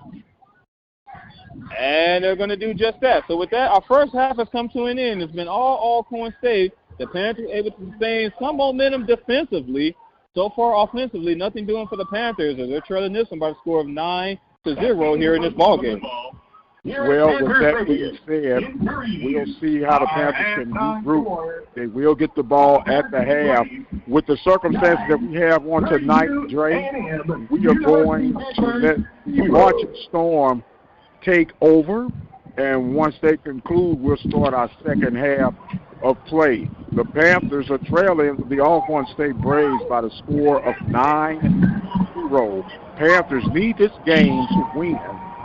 Well, not to win. Well, they need to win this game in order to stay on top of the Western Division of the Southwestern Athletic Conference. We know on the eastern side of things, Jackson State in full throttle, in full control. They'll be taking on Texas Southern Tigers tomorrow night. 6 p.m. is their kickoff time. Andre, there have been records showing that there are tickets on sale for that game tomorrow, ASU and Texas Southern at $1,500 per ticket. Well, we know. Well, and I won't say that this is the entire reason, but we know who's coming in town tomorrow, so that may have something to do with it. It may have a little something to do with it, but it's an exciting game. We got a game on our hands right now. We got to take care of business from the second half. So, with that being said, we're going to turn it over to, well, I guess you can let us know when the band is about to take over, Andre. We can get a quick recap of the first half of play right away. Well, the Marching Storm is already making their way onto the field. Looks like there's some announcements going on at midfield. Not sure how long it's going to take, but looks like the Marching Storm is already geared up and ready to get this halftime show on the road. Have you been able to locate our stat lady yet? I have not. From my messages, it appears that she's in the media room. Okay, see if she got any access to any stats or live stats for us so we can have something to start the second half off with. All right. And now, your 2022 Prairie View A&M University Sports Hall of Fame class that will be inducted tomorrow. They are volleyball, Todd Cup, 1990 to 1992.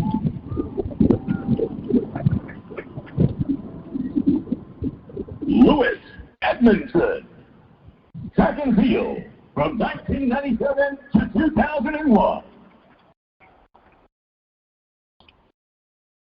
Thaddeus Campbell, track and field, 1979 to 1983.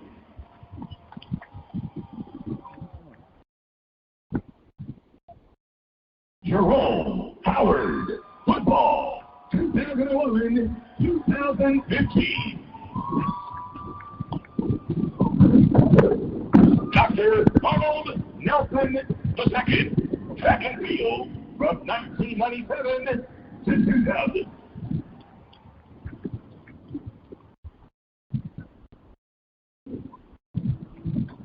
Bobby Berry, men's track 1998 to 2001.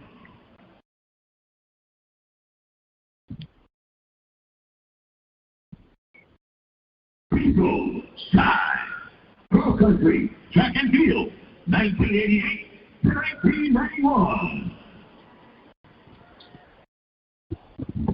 Monica, yes, Women's Basketball, 1984 to 1988. And Bridges, Spears, Football, 2006, 2009. Those will be your inductees tomorrow for the Prairie View University Sports Hall of Fame. On the field with them right now, interim athletic director, Sean Gardner.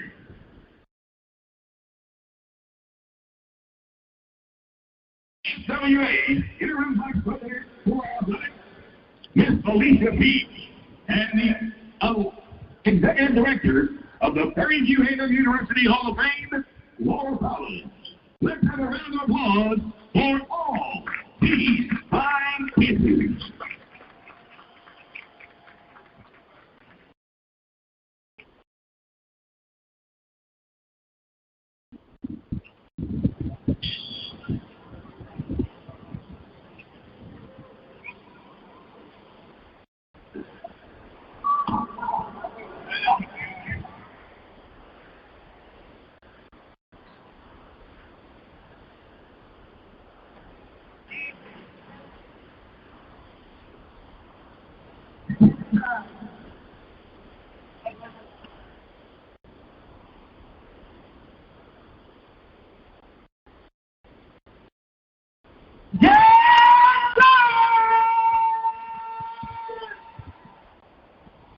Oh, baby, my mic almost came there.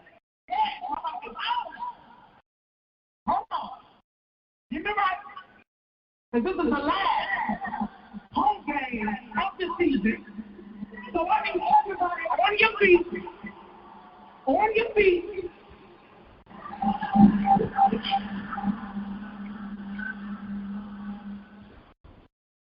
Now, as you see, there's only one man in this stadium. Because there's only one green, purple, and gold. And we are that team.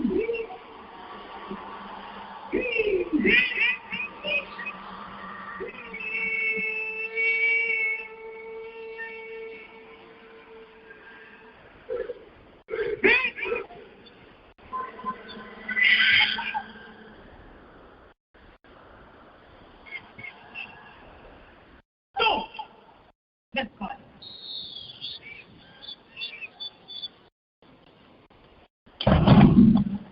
Storm in the field and ready to keep you grooving while we're moving.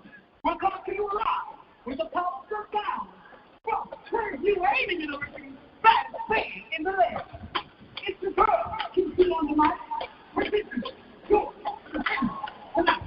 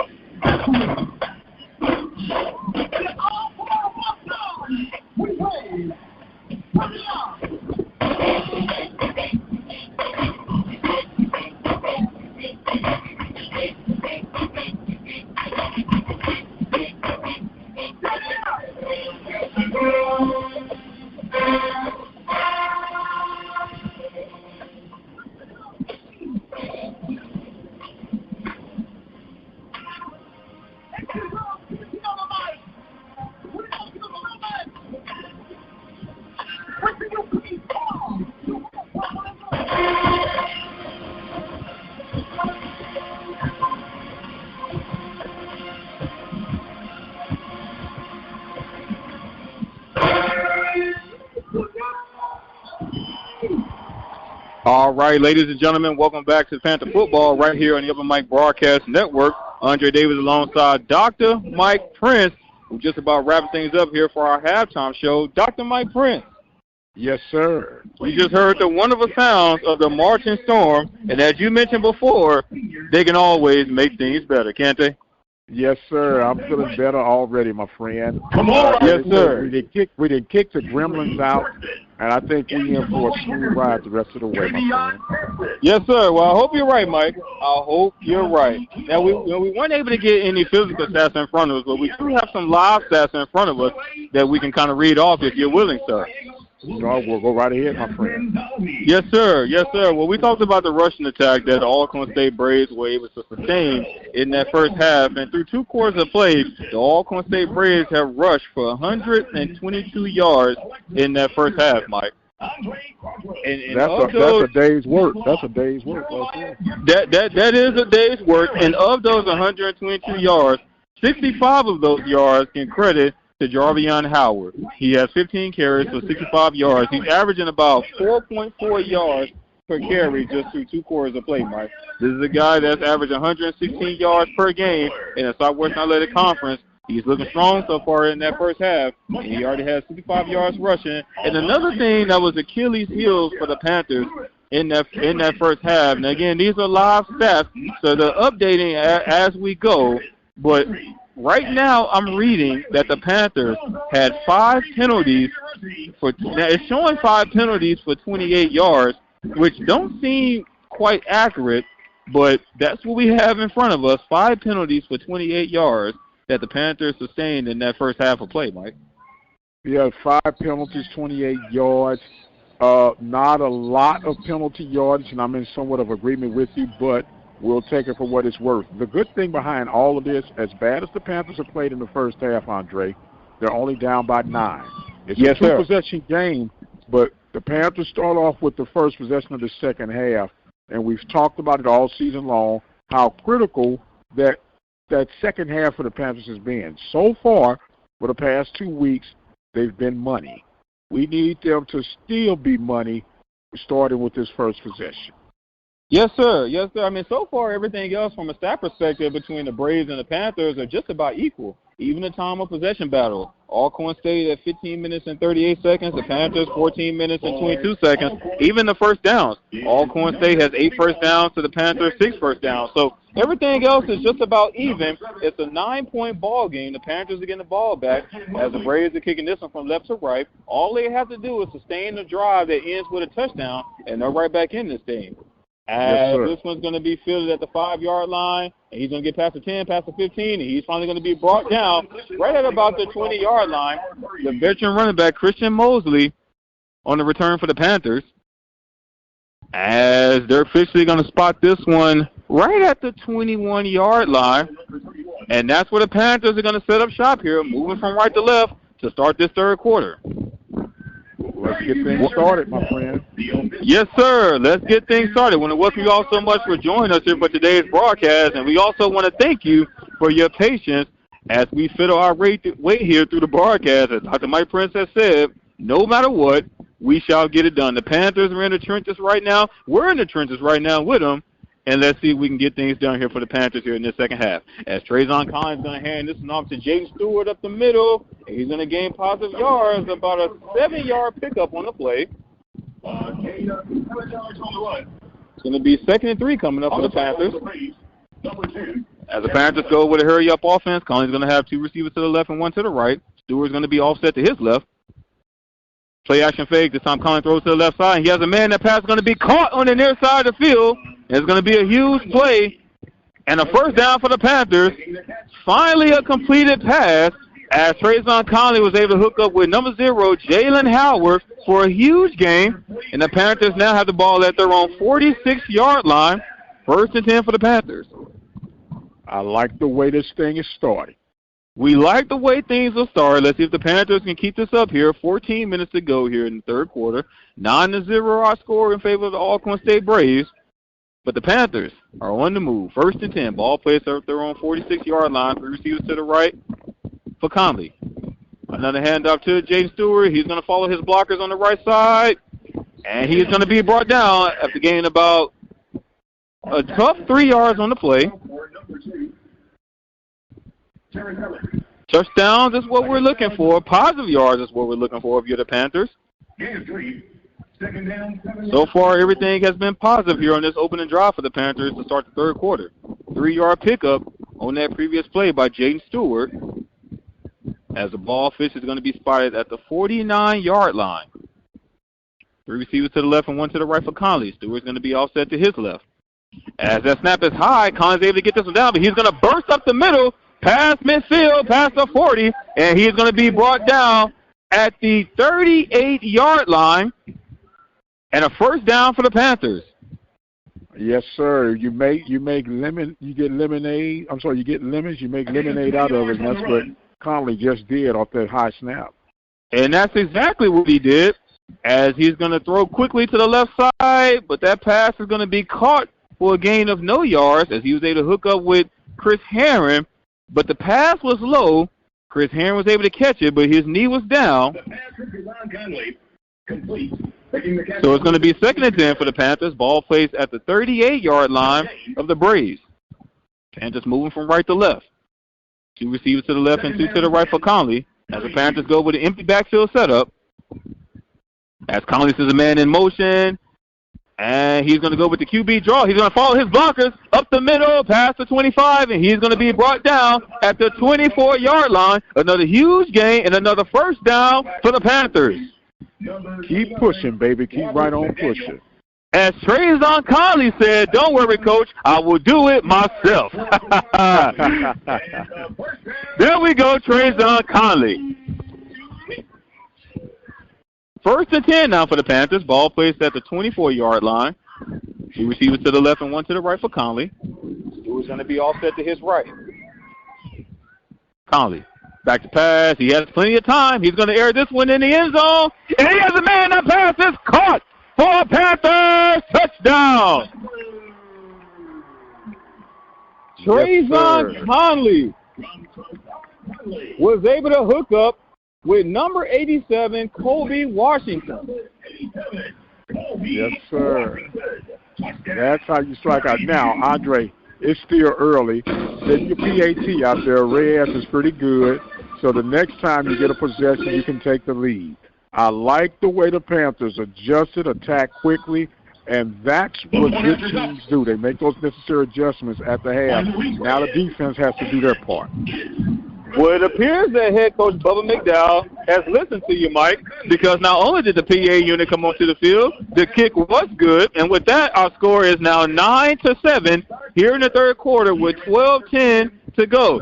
The Panthers not only respond, they respond with a statement, if you will. They just look very strong on that previous drive, Mike, from start to finish. Now, even though it was capped off by a touchdown pass to Kobe Washington, Trayvon Conley came up huge, not only through the air, but through on his feet on that previous drive. And with that, it's a 2-point ball game here in the third quarter, and we still got 12 minutes to go. Still got 12 minutes to go, and we're talking about Trayvon Conley, and it is senior day, correct? And with that being senior day, this young man has shown loyalty. He's shown discipline. He has shown that he's a leader on and off the field, going through various coaches, roller coaster rides. Sometimes he's starting, sometimes he's not. But now, Coach Bubba McDowell has entrusted him with this offense for the Panthers, and he's taking every advantage of the opportunity this season. Well, he definitely is, Mike. He definitely is, and he's taking this offense by storm here in this 2022 campaign. He's a 2-time SWAC Offensive Player of the Week. He won it last week in his performance against the Wildcats, that 4-touchdown performance. As I mentioned before, he's leading the entire Southwestern Athletic Conference in total touchdowns for this entire season, Mike. We know this young man has the capabilities of finding the end zone, not only through the air and with his feet, and because of it, he's found the end zone more than any other player in the Southwestern Athletic Conference in this 2022 campaign. Yes, sir. Yes, sir. And I know you're especially proud of Mr. Conley because he is your homeboy. Well, he is a Dallas native. Trayvon Conley is from Dallas, Texas, and you can just see that Dallas swagger in him, Mike. I mean, I can't explain there it. You go. I don't there know. You go. I don't know what it is. It's just something about it. You can see it, but Trayvon Conley, the way he's commanding this offense, and we talk about the capabilities of a quarterback. Not only have you to be able to throw the ball and all things like that, you also have to be able to command your offense and rally your troops together. Trayvon Conley is commanding this offense, and they're responding to him, Mike. Yes, sir, indeed. Yes, sir, indeed. Now let's see if the defense can respond to the leadership of Trayvon Conley and get him the ball back.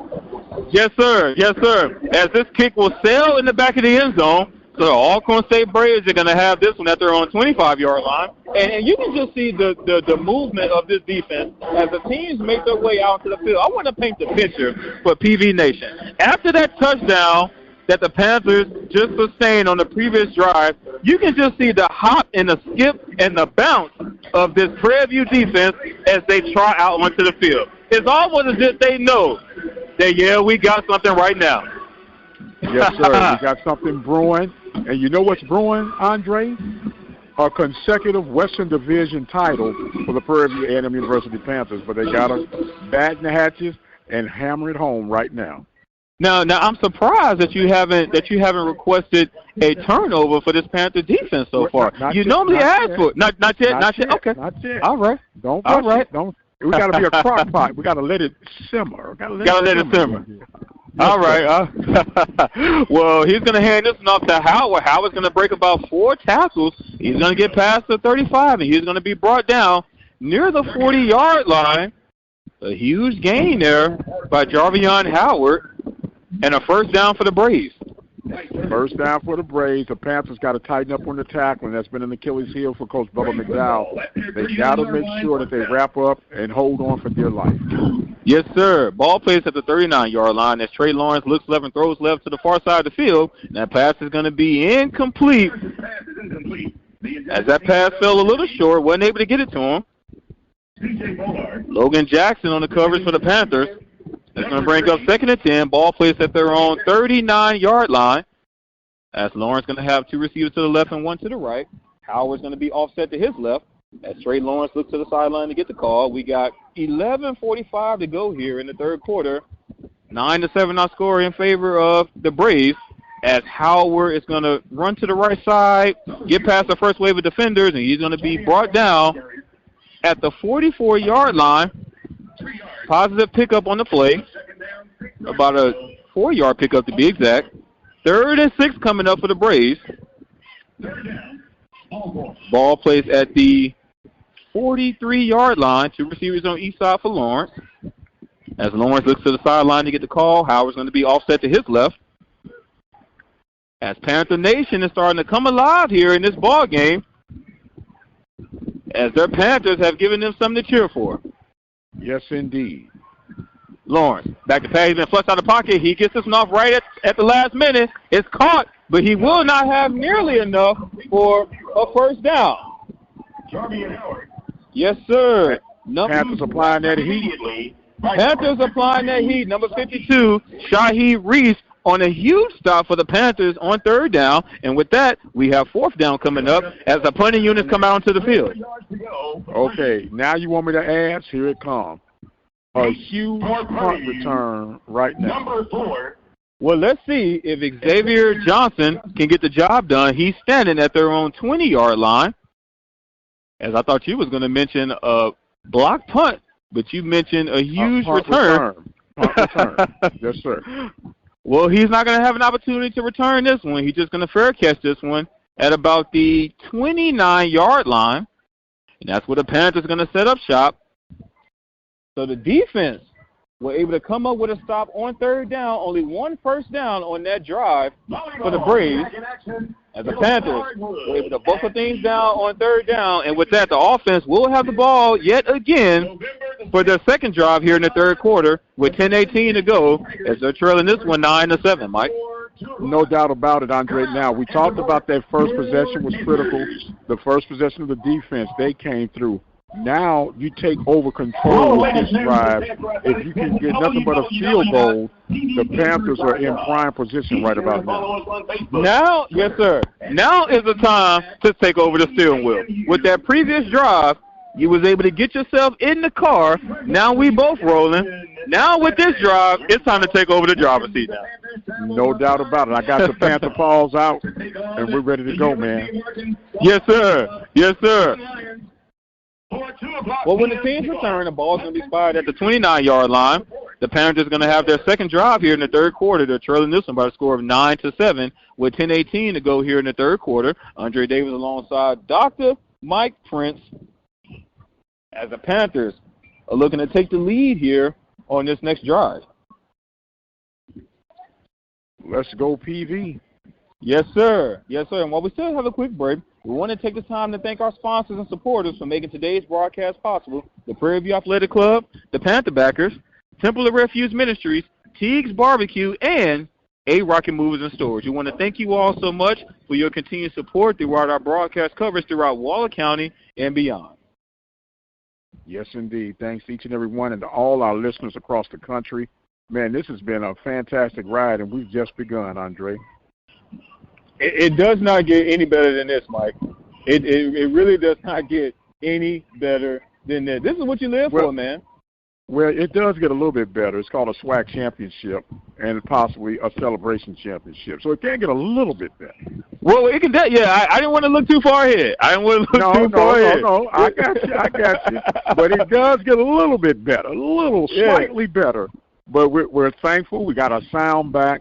Everything is sounding good, looking good, feeling good. Now, PV got to finish good. Well, as they say, Mike, it's not how you start, but it's how you finish.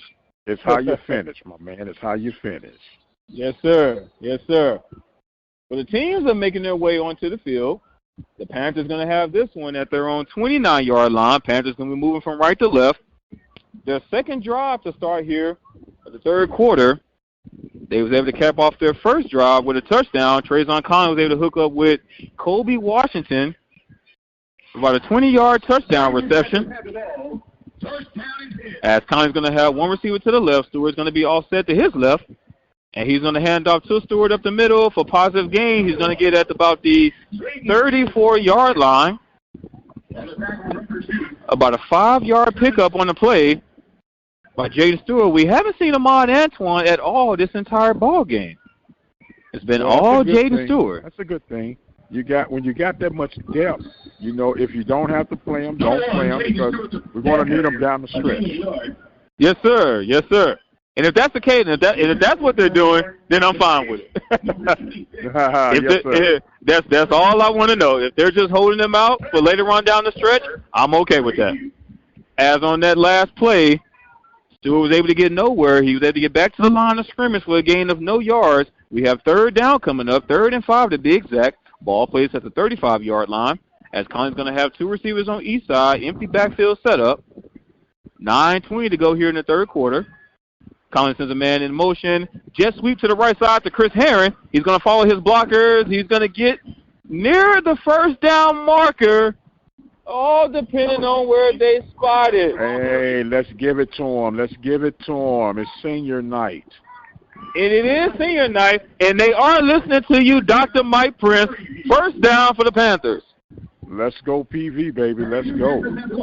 Ball placed at the 39-yard line, 1st and 10. 2 receivers to the left and 1 to the right.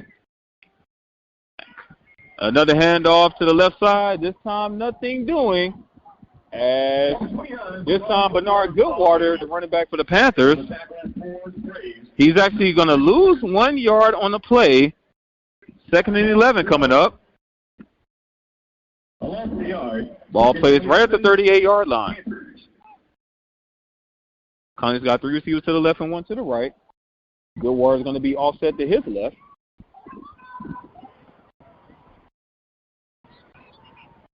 Another handoff to Goodwater. Not a whole lot doing.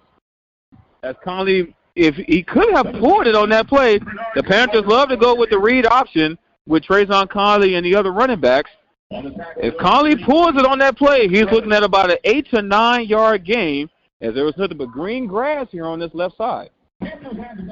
Or green turf. Oh, green turf. Oh, green turf, yeah. Green turf. Panther turf. Yes, sir. But nonetheless, 3rd and 10 coming up for the Panthers. Empty backfield set up. 3 receivers to the left and 2 to the right for Conley. Conley, back to pass. He has all day. He has a man. That pass was caught near midfield, and he's going to be brought down near the 45-yard line. A huge gain through the air and a 1st down for the Panthers, as Conley was able to hook up with Chris Herron inside Braves territory. Yes, sir. Now, what's happening, they've been accustomed to waiting for Conley to do that quarterback draw, and that time he kind of set him up and dropped that joker right in between the zone cover. Yes, sir. Yes, sir. And that's a great switch-up by the Panthers offensively because, yes, to your point, they're waiting for him to do that QB draw. As I mentioned that first half, they've had a QB spy on him as he's going to throw this one to the near side of the field. That pass is going to be incomplete. He was trying to hook up with number 86, Ty Holden. 2nd and 10 coming up. And yes, and to your point, Mike, like I mentioned before, in that first half, they was going with a QB spy on Trayvon Conley, and they was waiting for him to go with the QB draw. But that time they was able to fake it out and find a man downfield. We'll see if the Panthers can keep it up. 2nd and 10. This time he hooks up with Stewart. Stewart's going to burst up the middle, and he's going to be brought down near the 30-yard line. A huge gain and the 1st down for the Panthers. Yes, sir. Panthers are looking strong. And you know what we forgot to mention, Andre, and it's never too late, but the offensive line are seeming to be taking control of this game right now. Yes, sir. Swing pass to the left side to Chris Herron. This time he was met immediately for a gain of no yards. As number 13, Macarius Blunt, with a nice stop for the Braves. He's actually going to lose 3 yards on that play. Well, you know, I'm looking for them to do a double pass with Harry. You know, he's a quarterback also. Yeah. Just keep waiting for that double pass, and maybe they're just setting it up for later on in the season. He had a huge gain 2 plays ago that set up the 1st down and inside Braves territory. Will be nice to see something like that by Chris Herron. Very athletic. Like you say, his official position is quarterback, but he's been getting most of his highlights this season at the wide receiver position. As we have 2nd and 14 coming up, Trayvon Conley rolls to the right side, and he was trying to hook up with Jaden Stewart. Incomplete pass. Trayvon Conley was flushed out of the pocket. He rolled to his right side, and he was trying to make a play with Jaden Stewart. Wasn't able to quite get it to him. Well, Andre, on this third down, don't be surprised if Conley keeps the ball and run to set up a field goal, which is well within the range of Reyes right now. But Yes, I sir. think they're going to be a little conservative so they can try to gain the lead on this possession. Yes, sir. Yes, sir. As the Panthers go with the empty backfield setup, 3rd and 14 to be exact. 2 receivers to the left and 2 to the right for Conley. Conley, back to pass. He looks left, throws left. He has a man, Chris Herron, past the 25, and he's going to be brought down near the 20-yard line. As Trayvon Conley said, I won't need to run it. I got Chris Herron. There you go. Just the way I just said it, man. I told you that's going to happen. Yeah. That's what you said. Oh, man. You got to love it, man. You got to love it. As we have a slight stoppage in the play, looks like we have an injured Alcorn Brave. We got 5:24 to go here in the third quarter. Panthers are slowly but surely knocking on the door. When the teams return, it's going to be 1st and 10 at the 20-yard line of the Alcorn State Braves. Yes, sir. You listen to Panthers coverage here at the Open Mic Broadcast Network. Andre Davis providing the play-by-play. Panthers in pole position of the Western Division of the Southwestern Athletic Conference, trying to continually sealing the deal with a possible win over Alcorn that will put them a little bit closer to their consecutive Western Division titles. Next week, the Panthers will be on the road at the University of Arkansas at Pine Bluff, scheduled to kick off 2 p.m. Central Standard Time. Andre, I can hear the fans getting into it, my man, and it sounds like music to my ears, literally and figuratively. You can hear PB Nation coming alive here at Blackshear Field, and you may also hear the infamous P-Funk. Yes, sir. By the Marching Storm. Yes, sir. No doubt about it.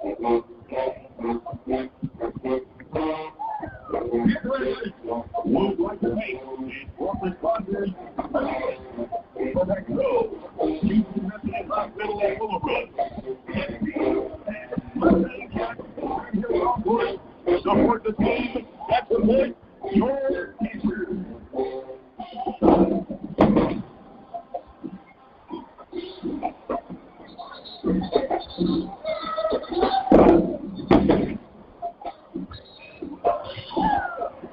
All right, as the teams are making their way back out into the field, it's been all Panthers here in the second half, as the momentum has definitely shifted in this ball game in favor of your Prairie View University Panthers, and they're going to have 1st and 10 at the 20-yard line of the Alcorn State Braves, moving from right to left. Let's finish. Finish has been our word that me and Dr. Mike Prince have been saying for the remainder of the season for the Panthers. As Trayvon Conley is going to keep it himself, bursts up the middle, the 5, touchdown Panthers! Yes, indeed. Yes, indeed. Trayvon Conley said, I will finish it. Yes, sir. Yes, sir. Yes, 20-yard sir. touchdown run by Trayvon Conley, who has come alive for the Prairie View University Panthers here in the second half. 13-9 is now our score in favor of the Panthers, with the PAT to follow. Yes, sir. Yes, sir. Andre, we've been talking about it all season. This is a seasoned team, had 30 seniors being recognized this year for the Panthers. And good teams win in many different angles. They win ugly. Some say they will be lucky, but they find a way to gain momentum, and the Panthers are showing that type of character tonight.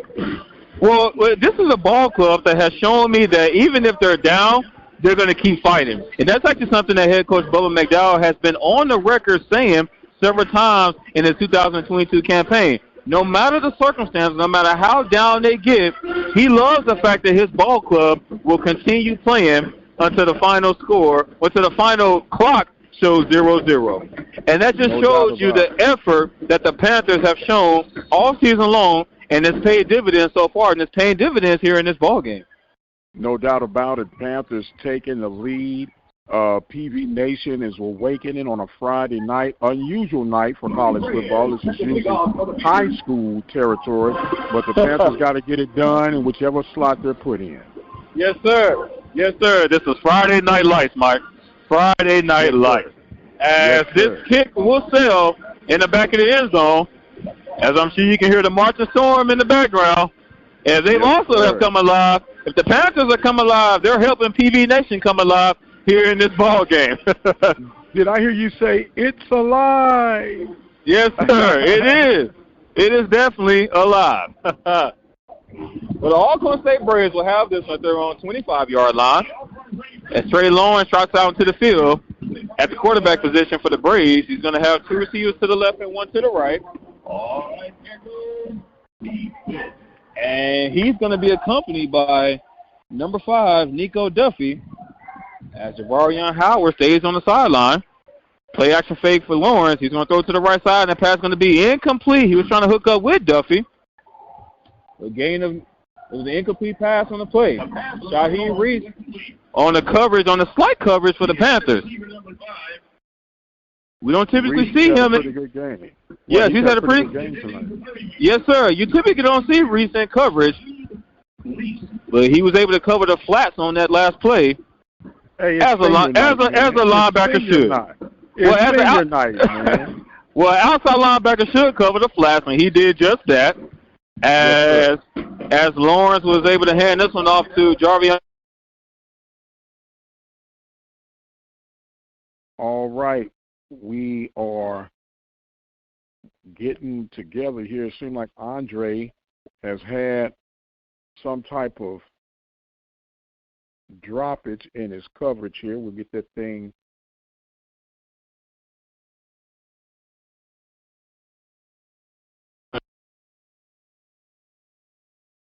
All right.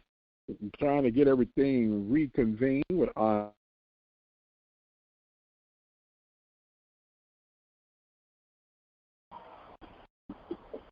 All right, Andre, we got you back together, sir. All right, okay. We do apologize for the technical difficulties. On the previous play, it was a false start charge against the Alcorn State Braves to back them up 5 yards, 3rd and 15, as Trey Lawrence trying to hook up with a man downfield. That pass was incomplete.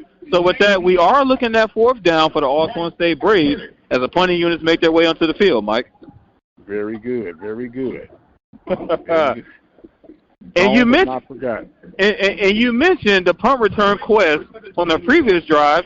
Xavier Johnson is standing at their own 46-yard line as he awaits his punt. Yes, sir. Should be good field position for the Panthers. Excellent field position, as that was not a great punt by the Alcorn State Braves, but it was a great punt if you're the Panthers, as Xavier Johnson fair catches this one at the 48-yard line of the Alcorn State Braves. I'll take it. I'm sure PV Nation would take it as well. As we got 3:58 to go here in the third quarter. If you're just now tuning in, it's been a very interesting ball game here from Blackshear Field between the Panthers and the Alcorn State Braves. The Panthers have been able to rally things together here in the second half, and they're on top of this one by the score of 13-9. As Trayvon Conley and company comes onto the field, ball placed at the 48-yard line of the Braves, and Conley's going to hand this one off to Jaden Stewart. He's going to break about 2 or 3 tackles, and he's finally going to be brought down. Only gains about 3 yards on the play, but it was a tough 3 yards as he was met at the line of scrimmage, kept his legs moving to pick up, and they're officially going to mark this one a 2-yard pickup for Jaden Stewart. So 2nd and 8 coming up for the Panthers. Ball placed right at the 46-yard line. Panthers moving from right to left. One receiver to the left for Conley, as the Panthers have, I'm counting 3 tight ends out there on the field. And Conley's going to air this one long, and that pass is going to be incomplete as he was looking for Collier Ricks. Solid coverage by the Alcorn State Braves. Number 25, Edwin Summer, on the coverage for the Alcorn. It was man-to-man coverage. As we have third down coming up for the Panthers, 3rd and 8 to be exact. Ball placed at the 46-yard line. That last incompletion does stop the clock with 3:12 to go here in the third quarter. As the Panthers are going to go with an empty backfield setup. 2 receivers on each side for Conley. As the Braves are showing blitz. Conley back to pass. He's being pressured. He rolls to his right side. And he has Chris Herron. And that pass is going to be caught at the 20-yard line. Huge gain through the air. And another first down for the Panthers. Yes, sir. Yes, sir. And Collier Ricks was normally Conley's #1 target on third down. But in this ball game, Chris Herron has become Conley's favorite target on third down. Another huge hookup with him through the air and another first down for the Panthers. And this time a jet sweep to Chris Herron. And he's going to gain about 8 yards on the play. Well, Chris Herron has been the workhorse here in this second half. And they are getting their money's worked out of him. Yes, sir. Yes, sir. You might as well put him to work, right? They are putting this young man to work. If it's not a pass through the air, it's a jet sweep. They're going to use him until they can't use him no more. Second and 2 coming up for the Panthers. Ball placed at the 10-yard line. This time a play-action fake. Conley is just going to run this one out of bounds. Nowhere to go. He's going to lose about a yard on the play. As the Panthers went with a play-action fake. But the Braves bought the house, so Conley's just going to have to run this one out of bounds. He's actually going to lose about 2 yards on the play.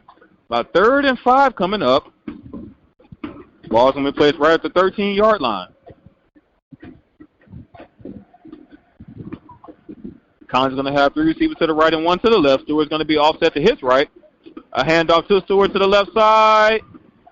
Nothing doing. He picks up about 1 yard on the play, and with that, we got 4th down coming up. Send Reyes out and get you an 8-point lead. Yes, sir.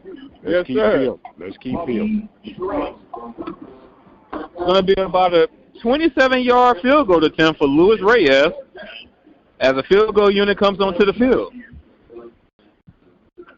In the game, a 28-yard field goal, number 38, Luis Reyes. As the snap is down, kick is up, and it is good. We do have a flag on the play. Looks like we have some movement on that front line. But the movement appears to have been on the Alcorn State side of the ball. So it was 4th down and 4 or 5, Andre? It was 4th down and 5. Actually, no, check that. It was 4th and 4. It was 4th and 4. That might be enough for a first down. Do you take the points off the board, or do you just decline it and keep it going? I would take the points off the board. I would take the points off the board, and it looks like they're going to do just that, as that penalty was declined, and it's going to be 1st and goal for the Panthers as Trayvon Conley trots back out onto the field to try for some more. You know what that sounds like they want to do, Dre? It sounds like they want to finish them right here.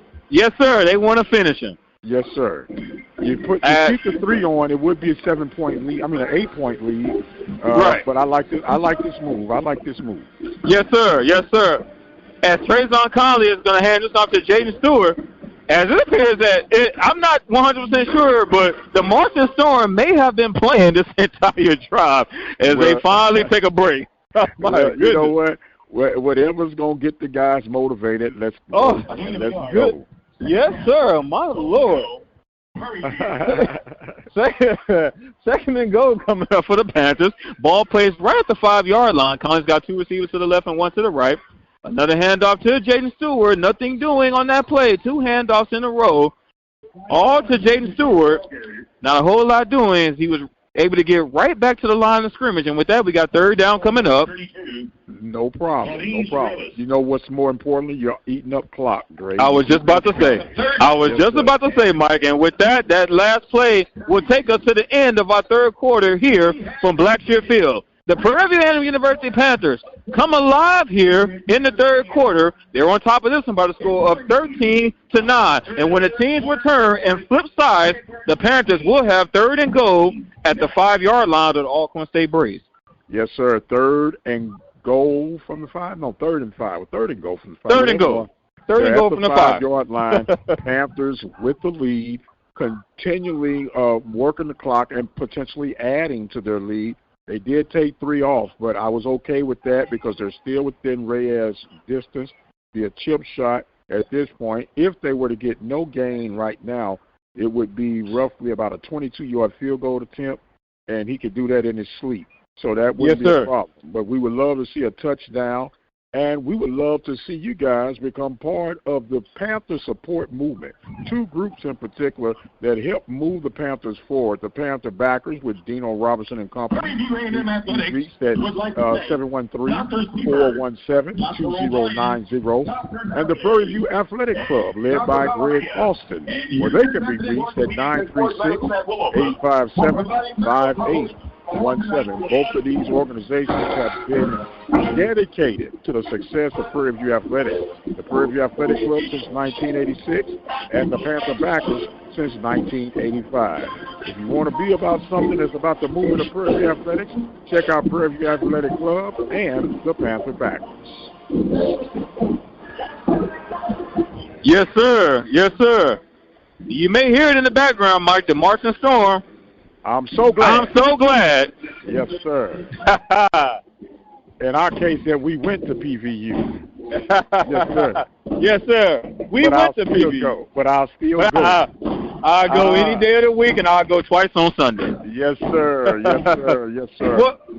Well, when the teams come back, Mike, they haven't made it back just yet. It will be 3rd and goal. Ball's going to be placed at the 5-yard line. The Panthers will be moving from left to right. Now, the Panthers went with a run to Jaden Stewart on 1st and 2nd down.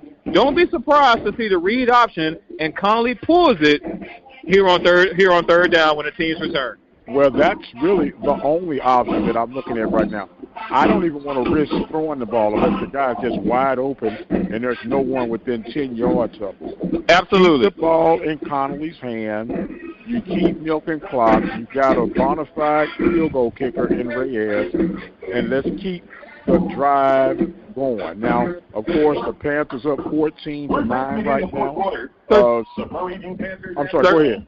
No, you're fine. They're up 13-9. But the Panthers I said 14. Forgive me. It might. I know we want that extra point. As the teams have made their way back onto the field, as Conley is going to roll to his right side, looking to pass, then he's going to be met in the backfield for a sack. So the Panthers went with the opposite of what we were predicting on 3rd down, as the Panthers were looking to pass there on 3rd down. Well, that's okay. The good thing about it, the clock runs, and Reyes is still well within his range. And let's just go ahead and add the 3 that we took off and burn up a little bit more clock. Yes, sir. Yes, sir. So ball's placed at the 17-yard line. It's going to be about a 34-yard field goal attempt for Luis Reyes. As the snap is down, kick is up, and it is good. All right. So 14:36 to go here in the 4th quarter. 16-9 is our score in favor of the Panthers. Now, it might not look like it, Andre, but that was 33 seconds of additional time that the Panthers was able to score. And those are the things that make the difference. I said 33, so 23 seconds. 23, yeah. There you go. But those are the things that make a difference. It might not look like much now, but as you get further and further into this game, it's things like that can make the difference. Well, the Panthers have no issue eating up the clock, Mike. This is the ball club that has won the time of possession battle against their opponents so far in this 2022 campaign on average.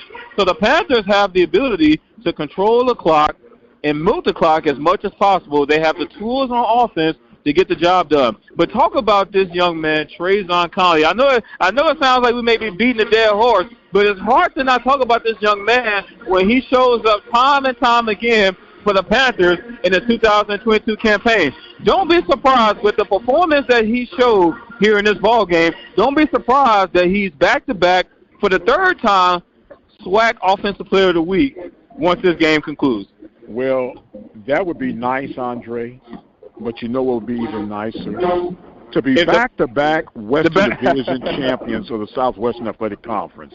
That's what I'm looking at. Whether he gets Player of the Week status, recognition or not, let's get this win. and let's get that much closer to another title. Yes, sir. Yes, sir. I can definitely second that, Dr. Mike Prince. As we're just going to let the Marching Storm, since they're feeling it, we're just going to let them play this thing out until the teams make their way back onto the field. Yes, sir. Play on, mighty Marching Storm.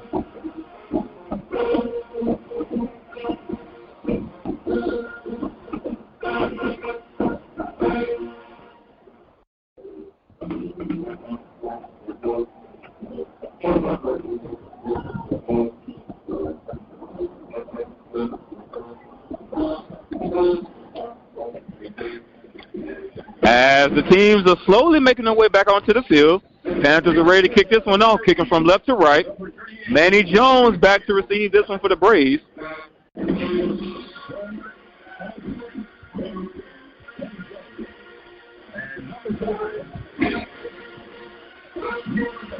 As this kick is off, and Jones going to field this one at the 10-yard line. He's going to get past the 15, past the 20. He's still in his feet, past the 25.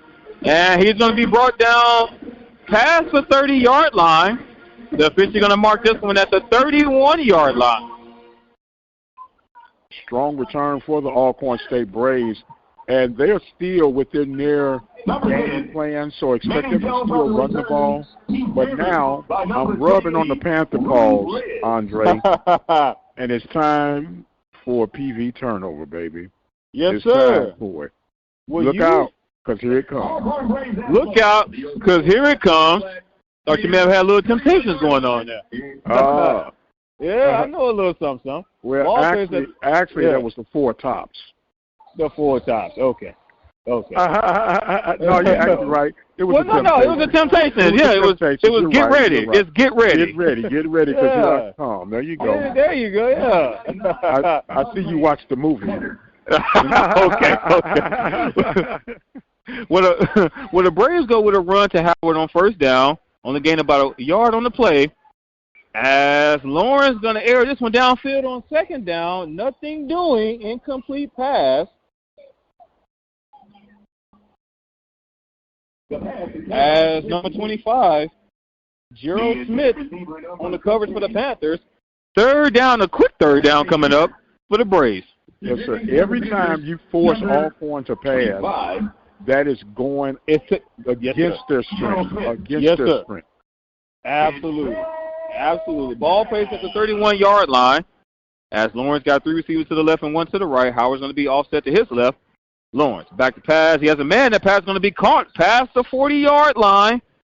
And he will have just enough for a Braves first down. Taking the catch, number 14. Ontario Hit. Go back and regroup. Yes, sir. Bryce Turner on the stop for the Panthers. Clock does continue to run. We got 13:30 to go here in the fourth quarter. As the Braves go with a hurry-up offense, it's time to go back to Howard, but nothing doing as he was met at the line of scrimmage by a plethora of Panthers.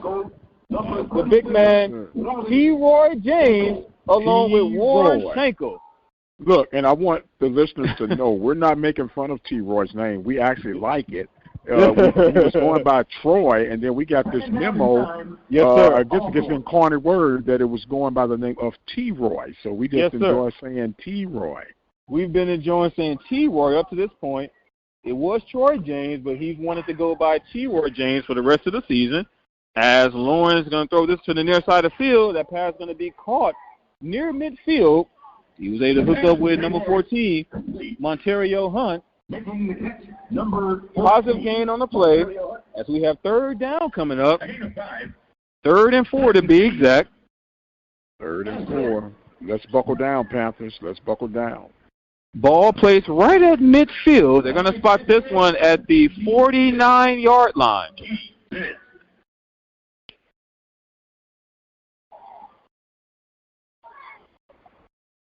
Three receivers to the right and one to the left for Lawrence.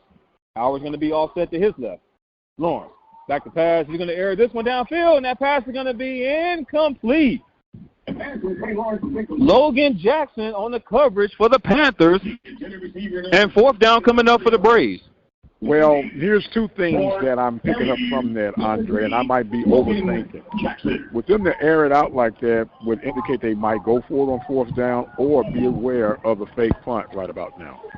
Well, speaking of fake punt, the punting unit have come onto the field as Xavier Johnson is lined up at their own 10-yard line, back to receive this one. As this punt is off, and Johnson's going to scoop under this one, past the 10-yard line. He's going to get past the 15, brought down at about the 19-yard line. We do have a flag on the far side of the field. Could be holding more than against the Panthers. Taking back half the distance to the goal on that one, so the Panthers might end up at about their 11 or 9-yard line. Yes, sir.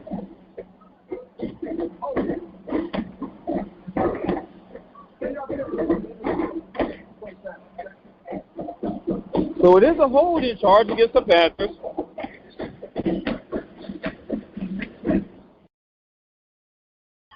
As they're officially going to spot this one. It's a 10-yard penalty from the run. So this one should be spotted inside their own 10-yard line. Officials haven't spotted the ball just yet, but nonetheless, when the teams return, the Panthers will have this one inside their own 10-yard line. They're on top of this one 16-9 with exactly 12 minutes to go here in the fourth quarter. That's a long 12 minutes, my friend, a long 12 minutes. I was given the points. I was given an extra point to the Panthers. Now the Braves are in position where they can score a touchdown with the PAT tied up, but with the 2-point conversion, they could take the lead. Yes, sir. Yes, sir. Ball officially is going to be spotted at the 9-yard line of the Panthers.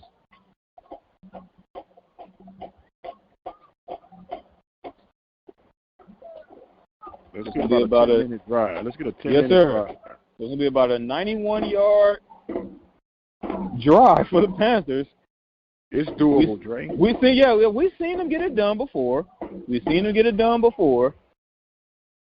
But this will be a huge opportunity for the Panthers to not only sustain some positive yardage, but to milk as much time off the clock as they possibly can.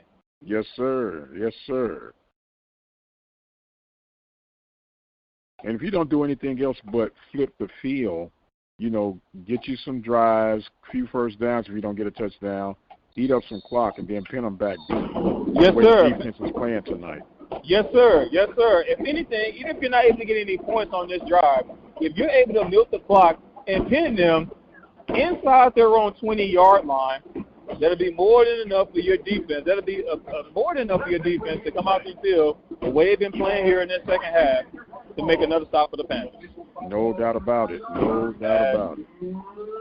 Trayvon Conley comes onto the field for the Panthers. Ball placed at their own 9-yard line. And Conley's going to look right through it right. He has a man. That pass going to be caught as he was able to hook up with number 89, Trevion Jones. Number 89. For about a 6-yard gain. 2nd and 4 coming up for the Panthers. Ball placed at their own 15-yard line. As Jones was able to stay in bounds, so the clock does continue to run. This time he's going to hand off to Connor Washam up the middle. He's going to get about 8 yards, a solid pickup, and a first down for the Panthers. Ball is now spotted at their own 21-yard line. Panthers picking up momentum. Panthers picking up momentum as Trayvon Conley looks to the sideline to get the call. He's going to have 2 receivers to the left and 1 to the right. Wysham's going to be offset to his left as Conley sends a man in motion. This time he's going to fake it to Wysham, throw it to the near side of the field, and the pass is going to be caught, but he's met immediately, and he's actually going to lose a yard on the play as he was able to hook up with number 10, Trajan Spiller. But he's actually going to lose a yard on the play. 2nd and 11 coming up. Clock does continue to run with 10:40 to go here in the fourth quarter. Ball spotted right at the 20-yard line. Empty backfield for the Panthers. 2 receivers on each side for Conley. Conley sends a man in motion. Jet sweep to the right side. He's going to cut up the middle, past the 20. He's going to be stopped at about the 23-yard line. Number 86, Ty Holden, on the jet sweep for the Panthers. 3rd and 8 coming up for the Panthers. Ball placed at their own 23-yard line. Panthers moving from left to right. Here comes the QB draw. First down, Panthers. I wouldn't throw it, not this deep in my territory. You just calling it. Yes, sir. I'm just calling. Well, it's the empty backfield setup, which some of the Panthers love to do on 3rd down. Conley, back to pass. He's being pressured, and he's going to be met in the backfield for a sack. That's okay. Keep the clock going. Number 32, Claudine Shirless, on the sack for the Braves. And with that, we got 4th down coming up, 4th and long to be exact. Plenty of units come onto the field. Clock does continue to run. We got 9:18 to go here in the 4th quarter. As Manning Jones is standing right at midfield for the Braves. Alcorn, number 10, Manning Jones. As we have some movement on the front line, there's a flag on the play. Should be offsides against the Braves. Still won't be enough for a 1st down. Braves trying to position themselves for a block, trying to make something special happen on special teams play. 45. Wow. They call it a false start. Oh, wow. False start. Charge against the Panthers. Going to back them up 5 more yards. As the ball is now going to be spotted at the 7-yard line. As Manning Jones scoots a bit closer, he's standing at the 43-yard line of the Panthers. As this punt is off, and Jones is going to fair catch this one at the 34-yard line of the Panthers. Wow. That was not what the doctor ordered.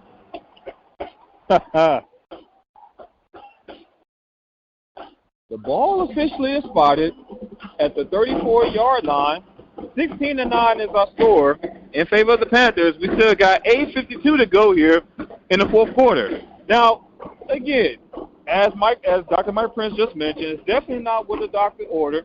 But if you're the Panthers and if you're PV Nation, there's been several times that this Panther defense has had their backs well against the wall. I'm talking well against the wall, inside their own 5-yard line to be exact, and they did not fold.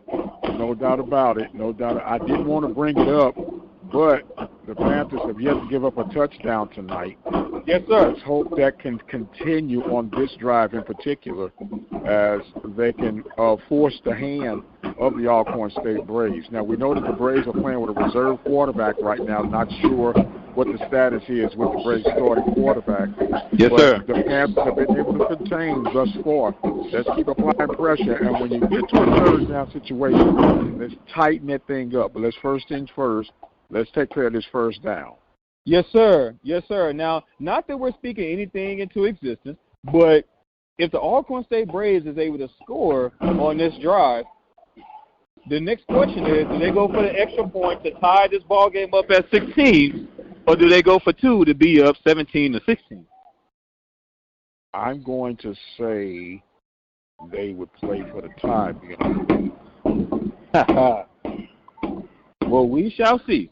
We shall see as the teams are making their way back onto the field to start what may be considered the drive of the game. Yes, sir. Yes, sir. I would be in agreement with you on that one, young man. Ball is placed at the 34-yard line of the Panthers.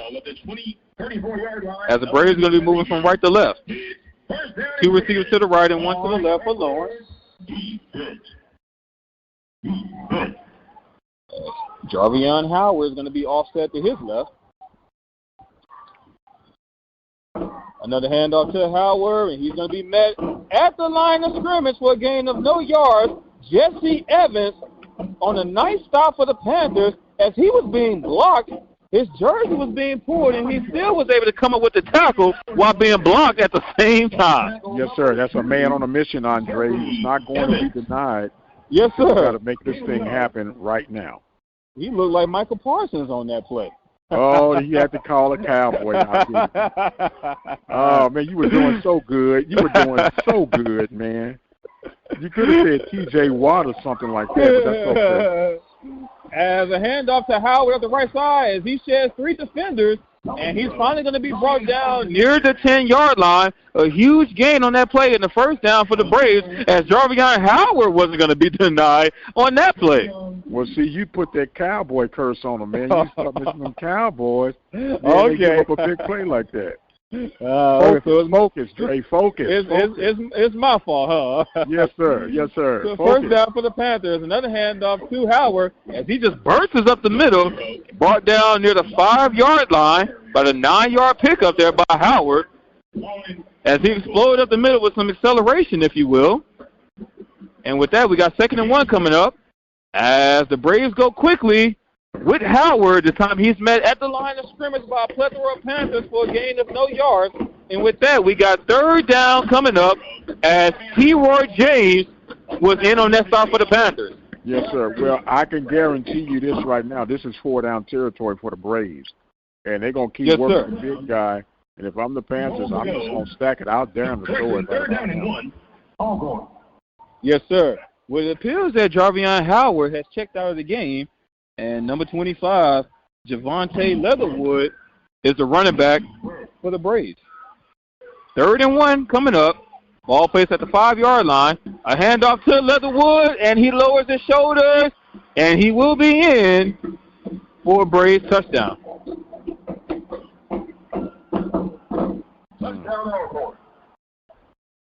So 16-15 is our score. We got 6:48 to go here in the 4th quarter, and it does appear that Fred McNair will send the PA unit onto the field for this extra point. Yes, sir. Be nice to shank one right about now.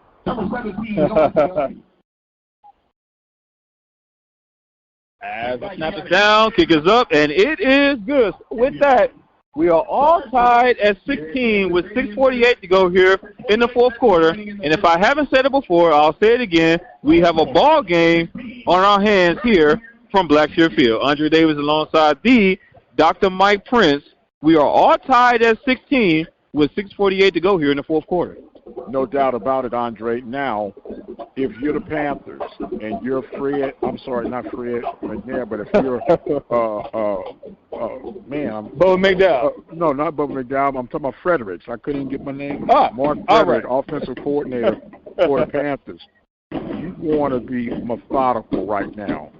If you can help it, I don't want the Braves to see this ball no more because no more for tonight. If they do, it's like 2 seconds left, and they need a touchdown. 6:48 is a long, short time, if that makes any sense to you. It's enough to keep the ball moving, and you got to execute. You can't go 3 and out right now. You gotta be precise. Tell your offensive linemen stay on the grind, stay disciplined. Tell your offensive guys to hold on tight to the ball, stay in bounds, and let's keep the chains moving.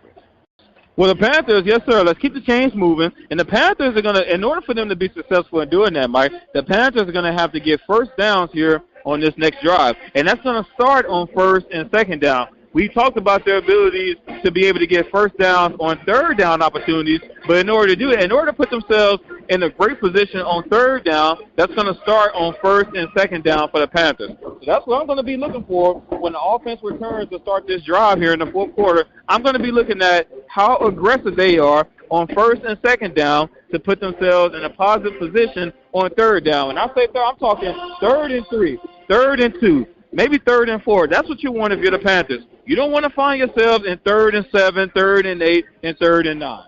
Can I go one step further, Andre? Please do, sir. I don't want to see a 3rd down. Well, that would be even sweeter. That would be even sweeter, of course. All I want to see is 1st and 2nd, 1st and 2nd, 1st and 2nd.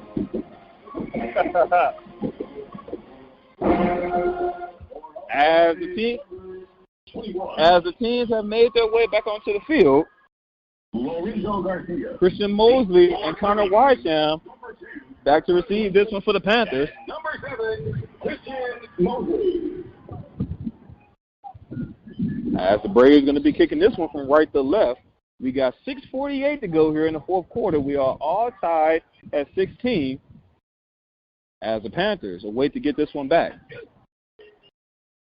As this kick is off, and Mosley's just going to take a smart knee in the back of the end zone, and the Panthers are going to set up shop at their own 25-yard line, moving from left to right.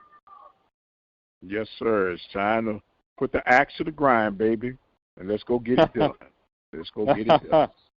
And I mentioned previously that last drive by the Alcorn State Braves could be considered the drive of this ball game. While we're all tied at 16 with 6:48 to go, this drive could be the drive of the game as well, Mike.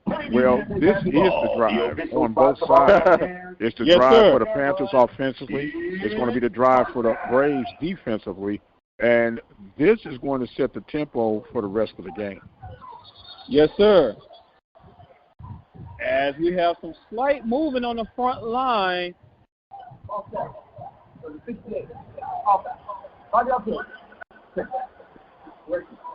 So Panthers going in the wrong direction. A false start.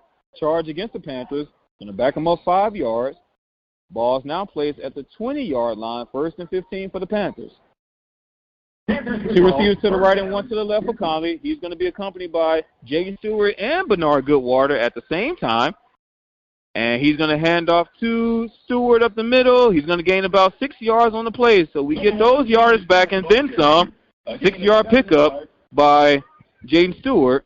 So 2nd and 9 coming up for the Panthers. Ball placed at the 26-yard line. 2 receivers to the right and 1 to the left for Conley. As Goodwater and Stewart accompanies Conley in the backfield. Another handoff to Stewart. He's going to cut to the left side. He's met immediately. Gains about 2 yards on the play.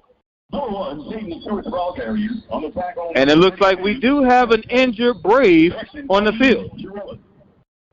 Okay, with the injured Brave, you're going to have to use this as a timeout if you're the Panthers right now, to make sure that you get the perfect storm. You're going to go with some type of read option right now. Look for your tight end running a post pattern or a slant from one of your slot receivers, and see what the Panthers can make happen. Well, instead of going with one running back, which is something the Panthers have been doing for this entire ball game, instead of going with one running back, they went with 2 running backs to start this drive, Bernard Goodwater and Jaden Stewart. It looks like they're kind of using Bernard Goodwater as a decoy, if you will.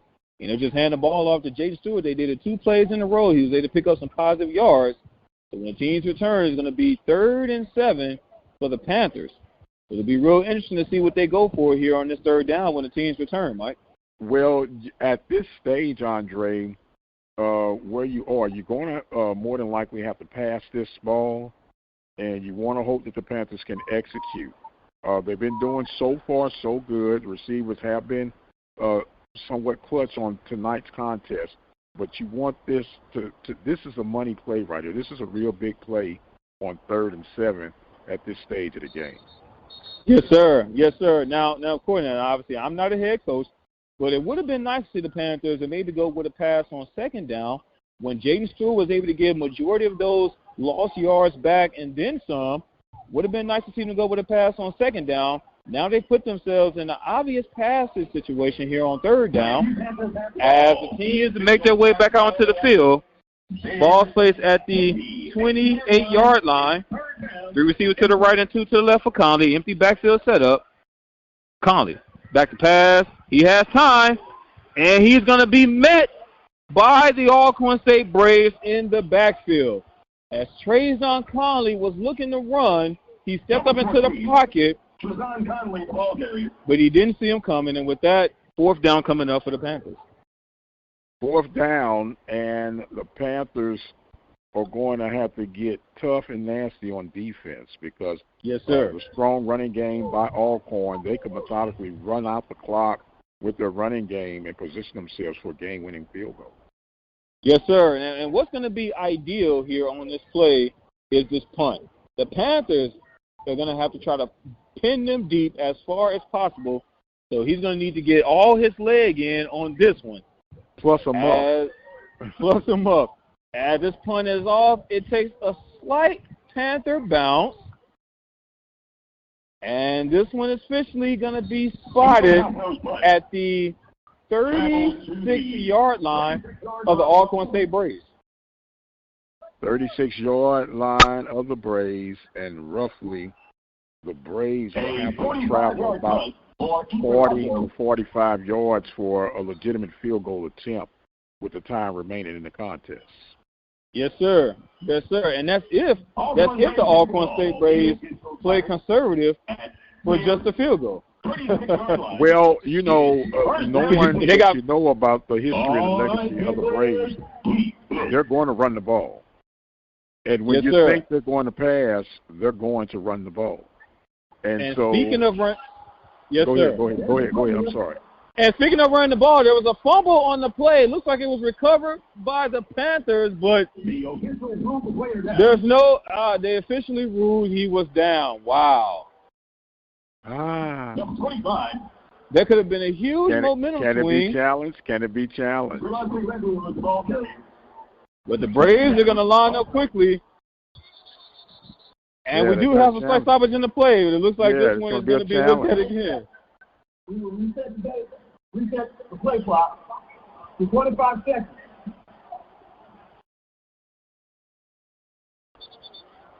Okay, we got a slight stoppage in the play. We haven't gotten an official call. Waiting to see if that previous play is going to be under further review. Right. We just heard them say reset the play clock to 25 seconds. Yes, sir. As the Alcorn State Braves are trying to get it off before we can have an opportunity to review it. Well, that's smart. That's smart if you're the Braves. You know, anything in doubt, move on. You don't want to linger on and blow an opportunity, which would give me an indication. Yes, sir. Well, it looks like they're not going to review. It's going to be 2nd and 1 as the teams line up and the play resumes. And they're going to hand this off to Howard up the middle. He gains about 2 yards, but he will have enough for a Braves first down.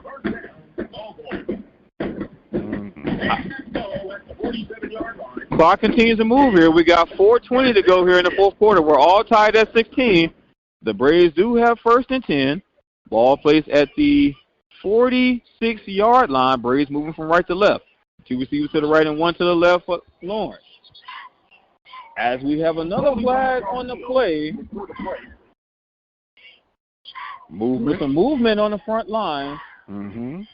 As the Braves. Number 19. Oh, wow. Wow. How y'all doing this? Still. First down. So a delay of game actually charged against the Panthers. Typically you see delay of game is usually an offensive call, but in this case it was charged against the Panthers. That's going to move the Braves up 5 more yards. They're now inside Panther territory. Ball placed at the 48-yard line. 1st and 5. Another handoff to Howard up the middle. Picks up about 2 yards on the play.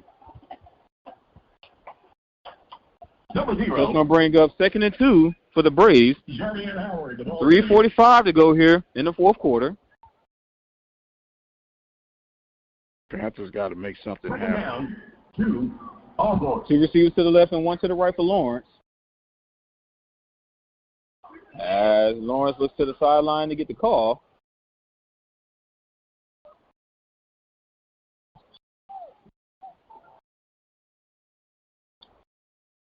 And Lawrence going to hand this one off to Howard yet again. He's going to break 1 tackle, but he's going to be brought down near the first down marker. He may have enough for a first down, depending on where they spot it. And it appears that he will have enough for a Braves first down. Alcorn Braves have the ball. The official spot the ball at the Prairie View 23-yard line. It's first down. We got exactly 3 minutes to go here in the fourth quarter. As it appears that the Alcorn State Braves are not trying to go fast. They're trying to milk the clock as much as possible, maybe trying to find themselves within field goal range, but they want to make sure that the Panthers don't have no time to work with. As Lawrence going to try to air this one downfield, but there's not a receiver in the vicinity. Incomplete pass. Now, that right there was a move in favor of the Panthers. Yes, sir. You got the momentum and get the Braves running, and it's obvious that the run game is strong. And for you to pass that ball like that, unless it was something that looked pretty wide open in the eyes of the quarterback, you just helped the Panthers out with that move. Another handoff to the running back to the right side. He's keeping his legs moving, still on his feet, and he's finally going to be brought down near the first down marker. Wow. About an 8-yard pickup there. Javante Leatherwood was the running back for the Alcorn State Braves as he was met at the line of scrimmage, but kept his legs moving for 8 yards. Wow. Well, that's a sign of fatigue. They're wearing down the Panthers' defense. This run attack for the Braves has been hard and strong all game. Yes, sir. As the Braves go quickly with a run on that play, there's no snap on the play. As number 85, offense, was moving. There we go. Some light for the Panthers. False start charge against the Alcorn State Braves before the snap, so they're going to repeat third down as the ball is going to be spotted at the 40-yard line as they have to get to the 33-yard line for a first down. Come on, defense. Let's go. As Panther Nation is trying to breathe life into defense here on this third down. 2:08 to go here in the fourth quarter. We're all tied at 16. Two receivers on each side for Lawrence. Howard's going to be offset to his left. Play action fake as he's met in the backfield for a sack. Timeout. Take a timeout, PV. Take a timeout. And you can credit that sack to none other than Keyshawn Johnson.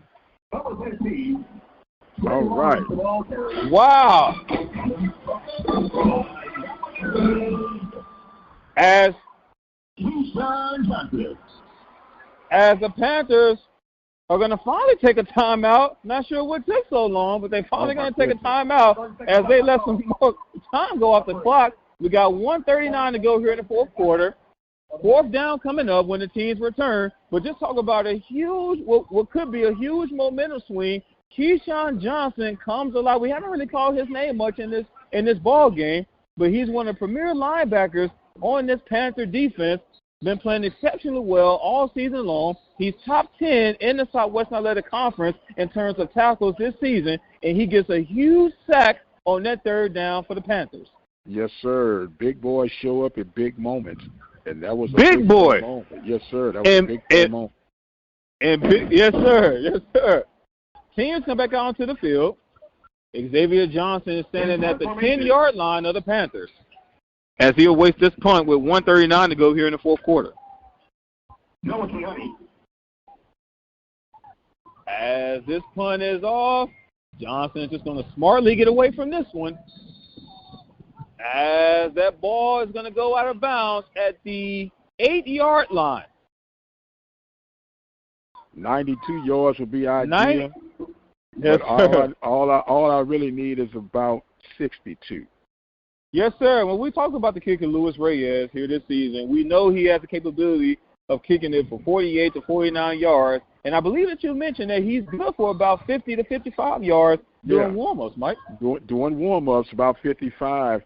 Talk with special teams coach Fosselman. And Fosselman said he feels comfortable in the game situation about 52 yards.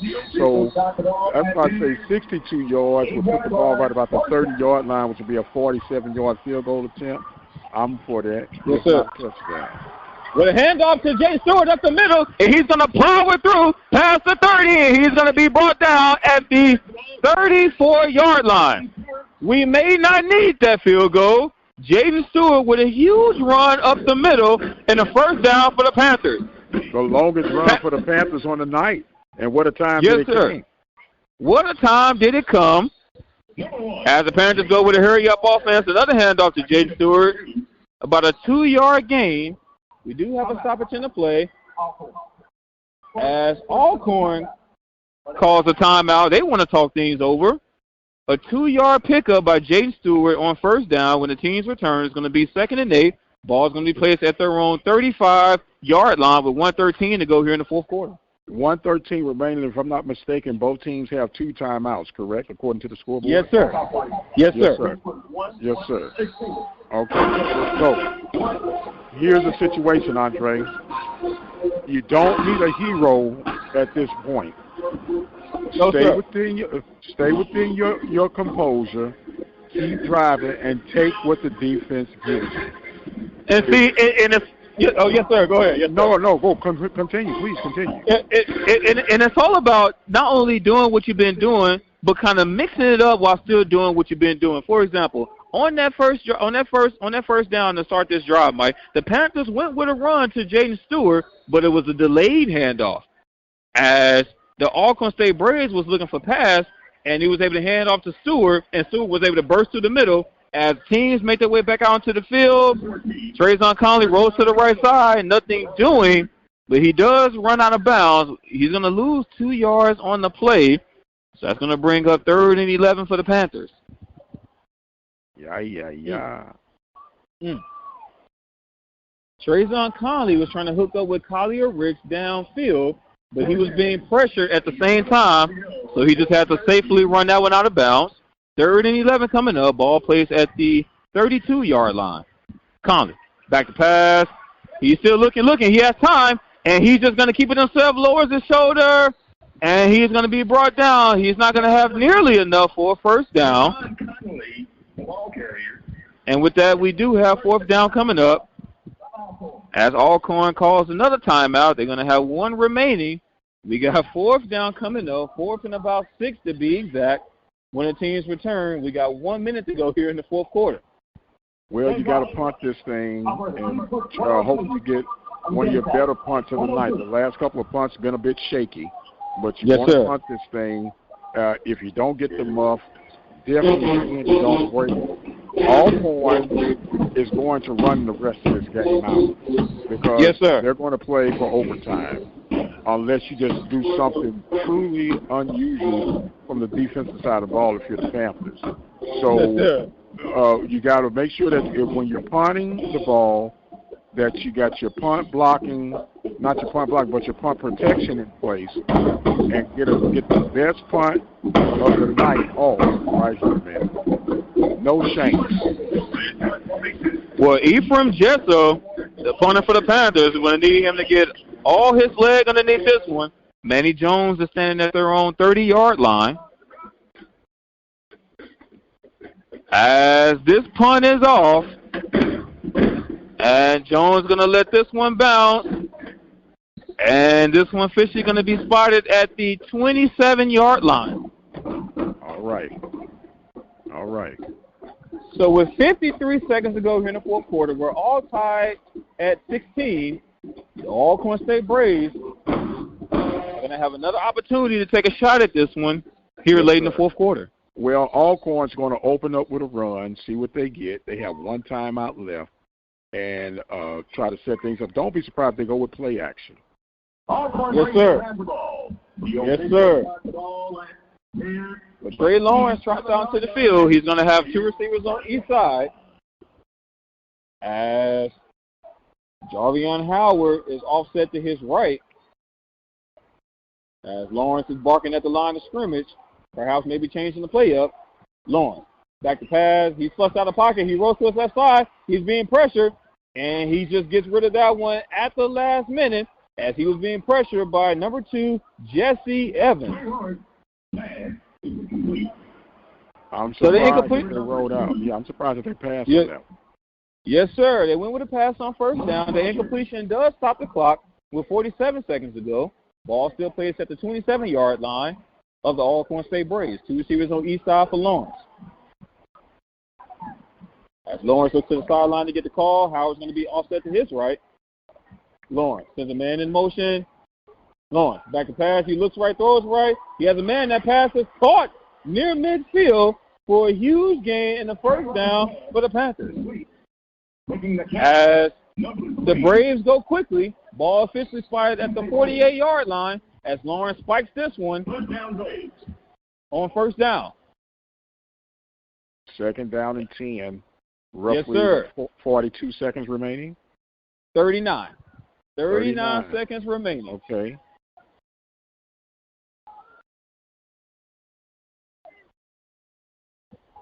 Two receivers to the left and two to the right for Lawrence. Howard's going to be offset to his right. As we have a stoppage in the play, timeout charge for the Panthers.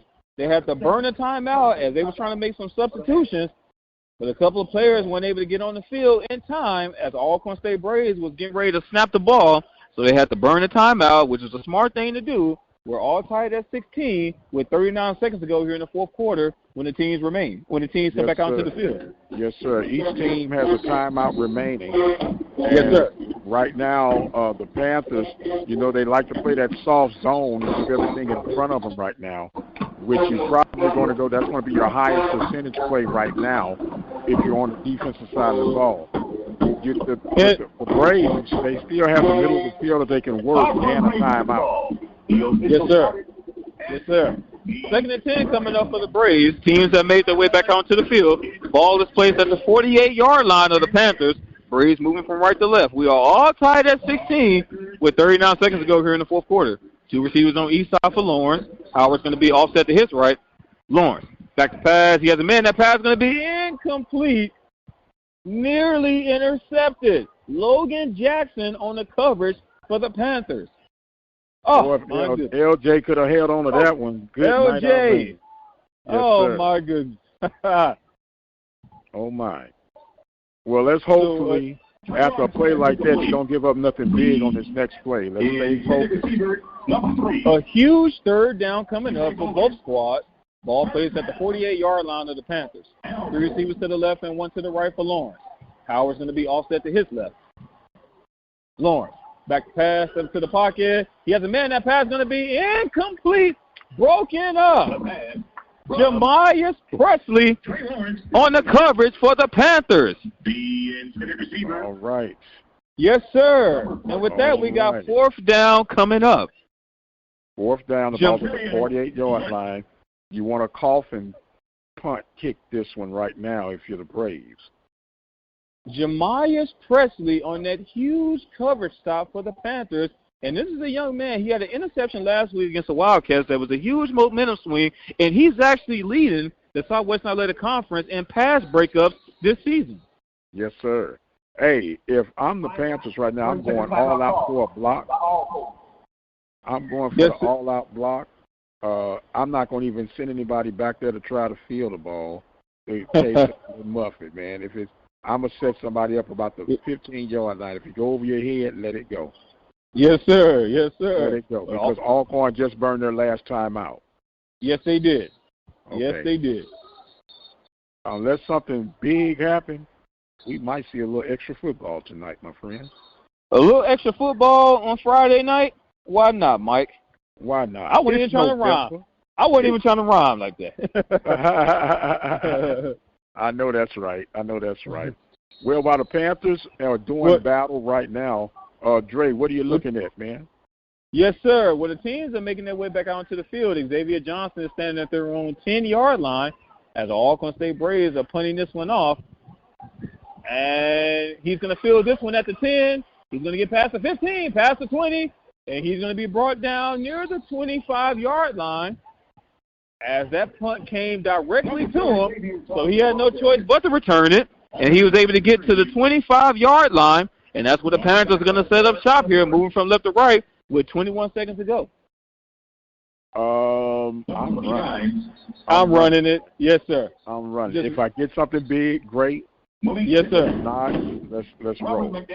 We are in agreement, Dr. Mike Prince, and it does not appear that they're even going to try to run it, as they're going to line up to kneel this one out and head into overtime.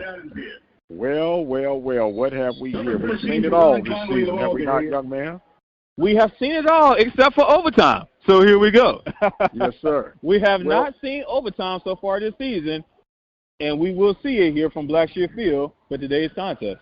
Yes, sir. Rules of overtime in college are a bit different than it is in the NFL. Teams will both get possession at the 25-yard line.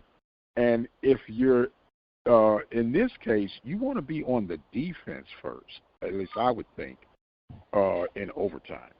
So you can gauge what you want to do and how you want to do things.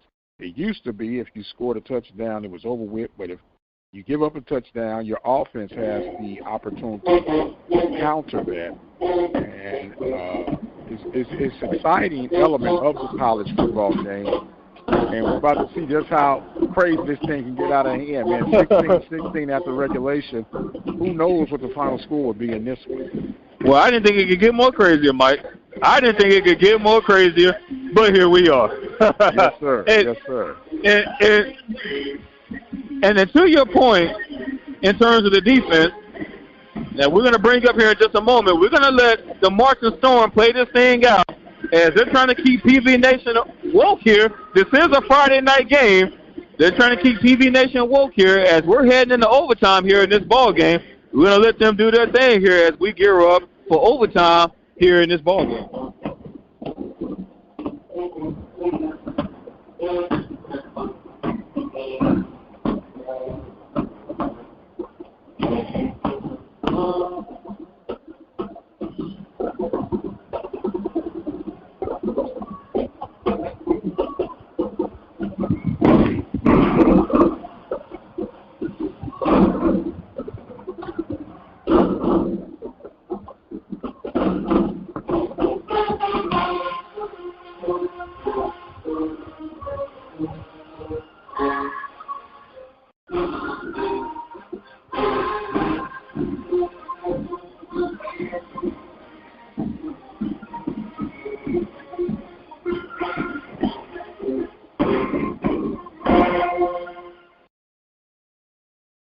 All right, and welcome back to Panther Football right here on the Upper Mike Broadcast Network. We are headed to overtime here from Blackshear Field. Andre Davis alongside Dr. Mike Prince. And to your point, Mike, that you mentioned previously in terms of wanting to put your defense out there on the field, it does make things a bit sweeter, and it makes you that much more confident knowing, you know, each team has an opportunity to score. Yes, sir. That makes you a bit more confident of putting your defense out there, knowing that even if you give up a touchdown.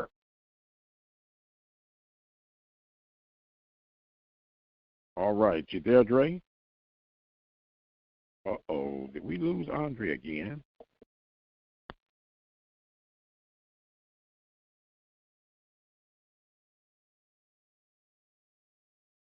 Hello?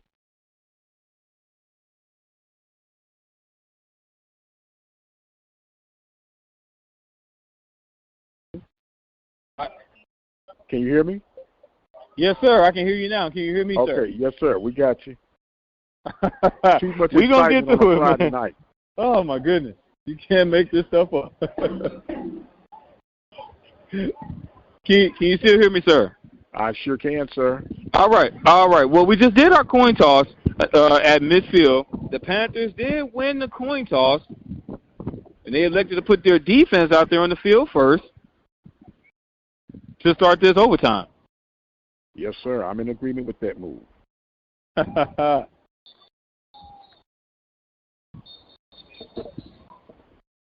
the teams are making their way onto the field. Ball's being placed at the 25-yard line. The official goes back to the roll at the Prairie View 25-yard line. When the Alcorn plays will have it. First down and 10. So first down to 10, ball placed at the 25-yard line. As this time Trey Lawrence lines up on the center. He's been in the shotgun formation all game. And a jet sweep to the right side, and he's going to cut back to the left side. Plenty of daylight, past the 20, past the 10, 5, and he's finally going to be knocked out of bounds at about the 3-yard line. Wow. Yep. Number 10, Manny Jones, with a jet sweep, and he was running to the right side, but he cut back to the left side where there was no Panther in the area, And he was able to get a huge gain and get this one inside the 5-yard line. Ball officially going to be spotted at the 3-yard line. First and goal for the Alcorn State Braves. Two receivers to the right for Lawrence. A handoff to Howard. He's going to keep his legs moving. And he's going to be brought down right at the 1-yard line. A touchdown saving tackle, if you will, by Jesse Evans, as Howard was trying to do any and everything he possibly could to find that end zone. Yes, sir. Second and goal coming up for the Braves. Another handoff to Howard, and this time he's going to plow through for a Braves touchdown. Number 0. That was quick. Yes, sir. Well, as Dr. Mike Prince mentioned, we are going by college football rules in terms of overtime, so the Panthers will get an opportunity on offense on their first drive. At 22-16 is now our score in favor of the Alcorn State Braves here in overtime with the PAT to follow. Getting set to attempt one after number 17, Noah Piani. And it's also interesting that they don't have to travel the entire length of field, Mike. Right. That's another thing, too. Yes, sir. We're just flipping sides. Nothing to point out to for those that are listening. Here in overtime, you don't have to travel the entire length of field. So they had the ball at the 25-yard line of the Panthers. As the snap is down, kick is up, and it is good. So 23-16 is our score in favor of the Panthers. As Trayvon Conley and company will now get their opportunity to answer back here on this drive here in overtime, Mike. And here's another note what happens. If the Panthers can respond and score, the Panthers offensively will get the ball first to start the second overtime. Yes, sir. Yes, sir. Since they won the coin toss and elected to put their defense on the field first, if they are able to score, they will get their opportunity. And I'm pretty sure Bubba McDowell will put their offense on the. Well, they'll get their offense will be their first automatically. Yes, sir. Automatically. They'll be out there on the field automatically. Yes, sir. Yes, sir. So we got to get a 2-for-1 right now to come out with the win, Andre. Yes, sir. Ball plays at the 25-yard line. Panthers moving from right to left. Collins got two receivers to the left. Stewart's going to be offset to his left. Play action fake. As Collins got Collier Rick, and he dropped an incomplete pass. Oh, my goodness. Trayvon Conley had Collier Rick on a slant route all to himself, as PV Nation will be looking at touchdown if Collier Rick is able to haul that one in, and he's beating himself up on the sideline as we speak. Wow. Let's hope they can recover for the young man. Let's hope they can recover. Two receivers to the right and one to the left for Conley. As we got some movement on the front line, there should be false start as both teams are pointing at each other. There was some movement on the front line by both squads. And this one's going to be false start charge against the Panthers, going in the wrong direction. Ball's now placed at the 30-yard line. Second and 15 coming up. They have to get to the 25, check that 15-yard line for a first down. Three receivers to the right and one to the left for Conley. Conley, back to pass. He's been pressured. He rolls out of the pocket. He's still on his feet. And he's going to throw this one in the back of the end zone. Pass is going to be incomplete. As he was trying to hook up with Chris Herron, wasn't able to get it to him. And with that, we have third down coming up. This is obviously four-down territory. Yes, sir. 2 downs to get 15 yards. 2 down. Yes, Don't sir. worry about the touchdown right now. Let's try to get half of this back and position yourself for a fourth and manageable deal. Ball placed at the 30-yard line. Two receivers to the right and one to the left for Conley. Stewart's going to be offset to his left. Third and 15 coming up. As we have a timeout on the field, timeout charge against the Alcorn State Braves. Their third and final timeout. As they're on top of this one, 23-16 here in overtime. When the team's return, it's going to be third and 15. Ball placed at the 30-yard line. Well, right now the Panthers in a very desperate situation right now. Yes, sir. We can't talk about the coulda, woulda, shouldas. You got to focus on what you need to do right now. You need to execute on this third down. You need something positive. A field goal can't help you right now. No, you really sir. need a touchdown, but what's more importantly, you need a first down to get you 4 new downs to get that touchdown. So the Panthers have to get 15 yards in 2 plays. Yes, sir. As Conley is going to be met in the backfield for a sack. Number 14, Conley. Trayvon Conley was looking for a man downfield.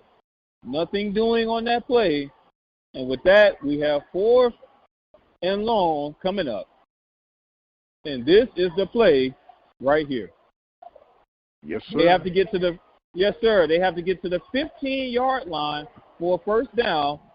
Ball is officially spotted at the 34-yard line.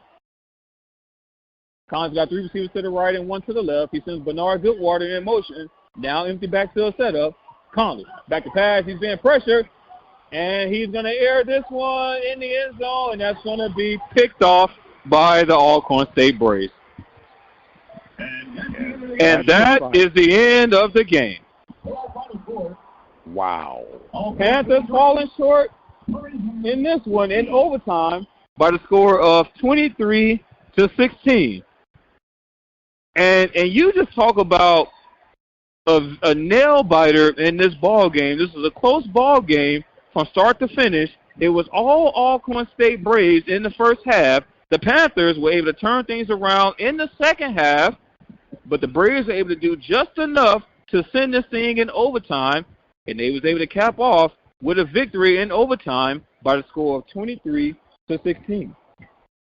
Well, with that being said, Andre, the loss to for the Panthers right now is really further murky the waters in the Western Division. So now what you have, Alcorn mathematically still alive. They lost to the Jags. Okay, the Jags lost to Jackson State last week. All right, Jackson State will be at Texas Southern on tomorrow. Texas Southern technically is in second place because of their win over the Southern Jags. So Texas Southern now has extra juice to play for on tomorrow. The Jags have extra juice to play for on tomorrow.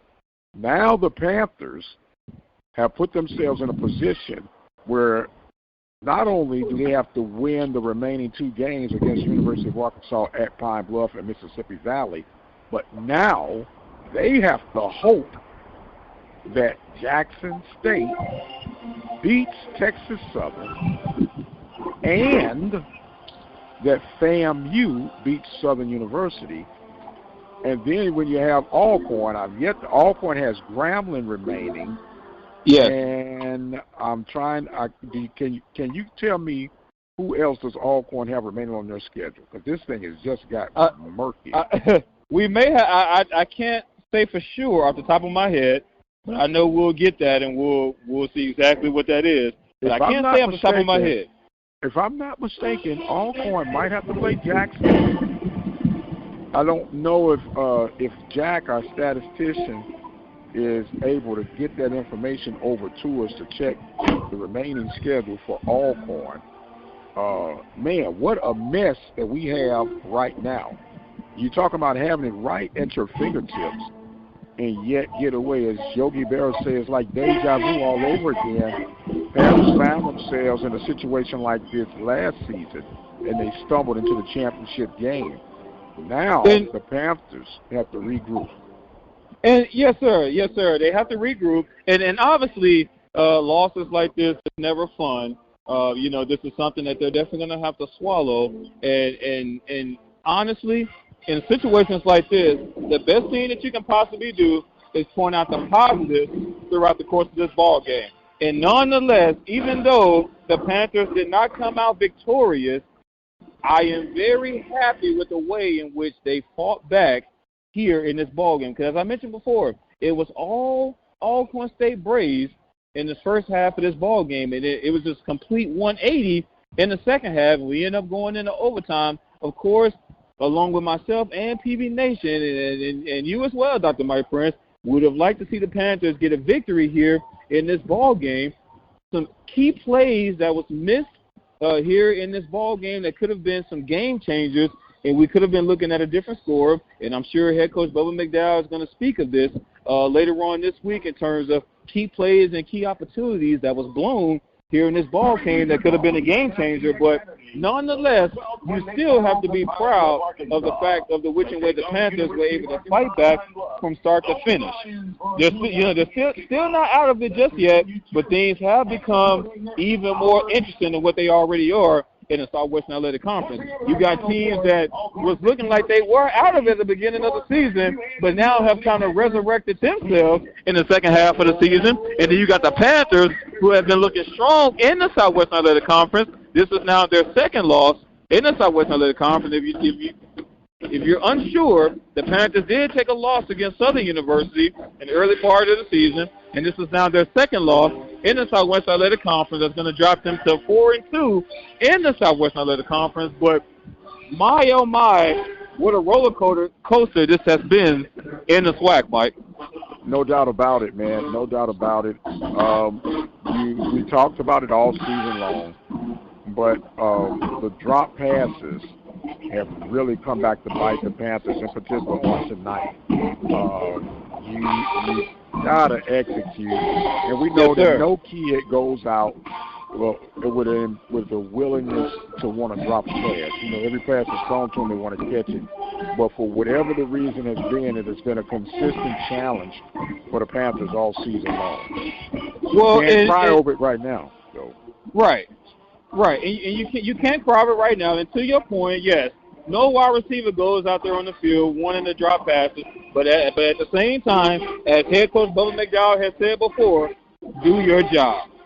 No matter what, do your job. If you're the quarterback, do your job. If you're the running back, do your job. If you're a receiver, your job is to catch balls. Do your job. Yes, sir. Well, the Panthers will have to go back to the drawing board. There'll be scoreboard watching definitely tomorrow between FAMU and Southern University. And Jackson State and Texas Southern University. Wow, what a tale of events on this evening. Started out with a shaky broadcast that we weathered the storm. We thought the Panthers had a shaky start, was going to weather the storm. But the dust has settled. The Panthers come up short in overtime, 23-16. Andre, they couldn't finish it quite well enough. No, sir. Couldn't quite finish it. They was right there, had an opportunity, but they weren't able to seal the deal. But like you just mentioned, they're going to have to chalk this one up. They're going to have to go back to the drawing board. Again, key plays and key opportunities can make or break a ball game. And that's one of the things that happened here in this ball game, Mike. Some key plays and some key opportunities. Well, Andre, the Panthers will be on the road in Arkansas on next week. It'll be a 2 p.m. kickoff. Panthers with an opportunity to seal the deal yet again, depending on what happens tomorrow. And as they can say, all we can do is wait and see what the end is going to be. Yes, sir. Do you have any final stats right now, Andre? I do not, sir. But honestly, it looks like our juice is getting ready to shut off, Mike. Typically, we sustain through a normal football game, which is about a little over 3 hours. This game, of course, went into overtime, so we had to stay on a bit longer. But it looks like we're about to run out of time.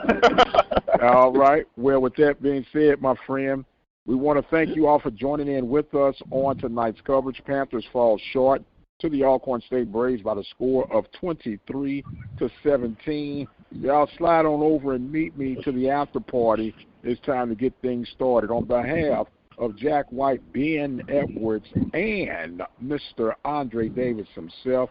I am the radio guy, Dr. Mike Prince. Thank you guys for joining us on tonight. Panthers fall short, but they will rise again next week from Arkansas, Pine Bluff, Arkansas, to take on the Golden Lions.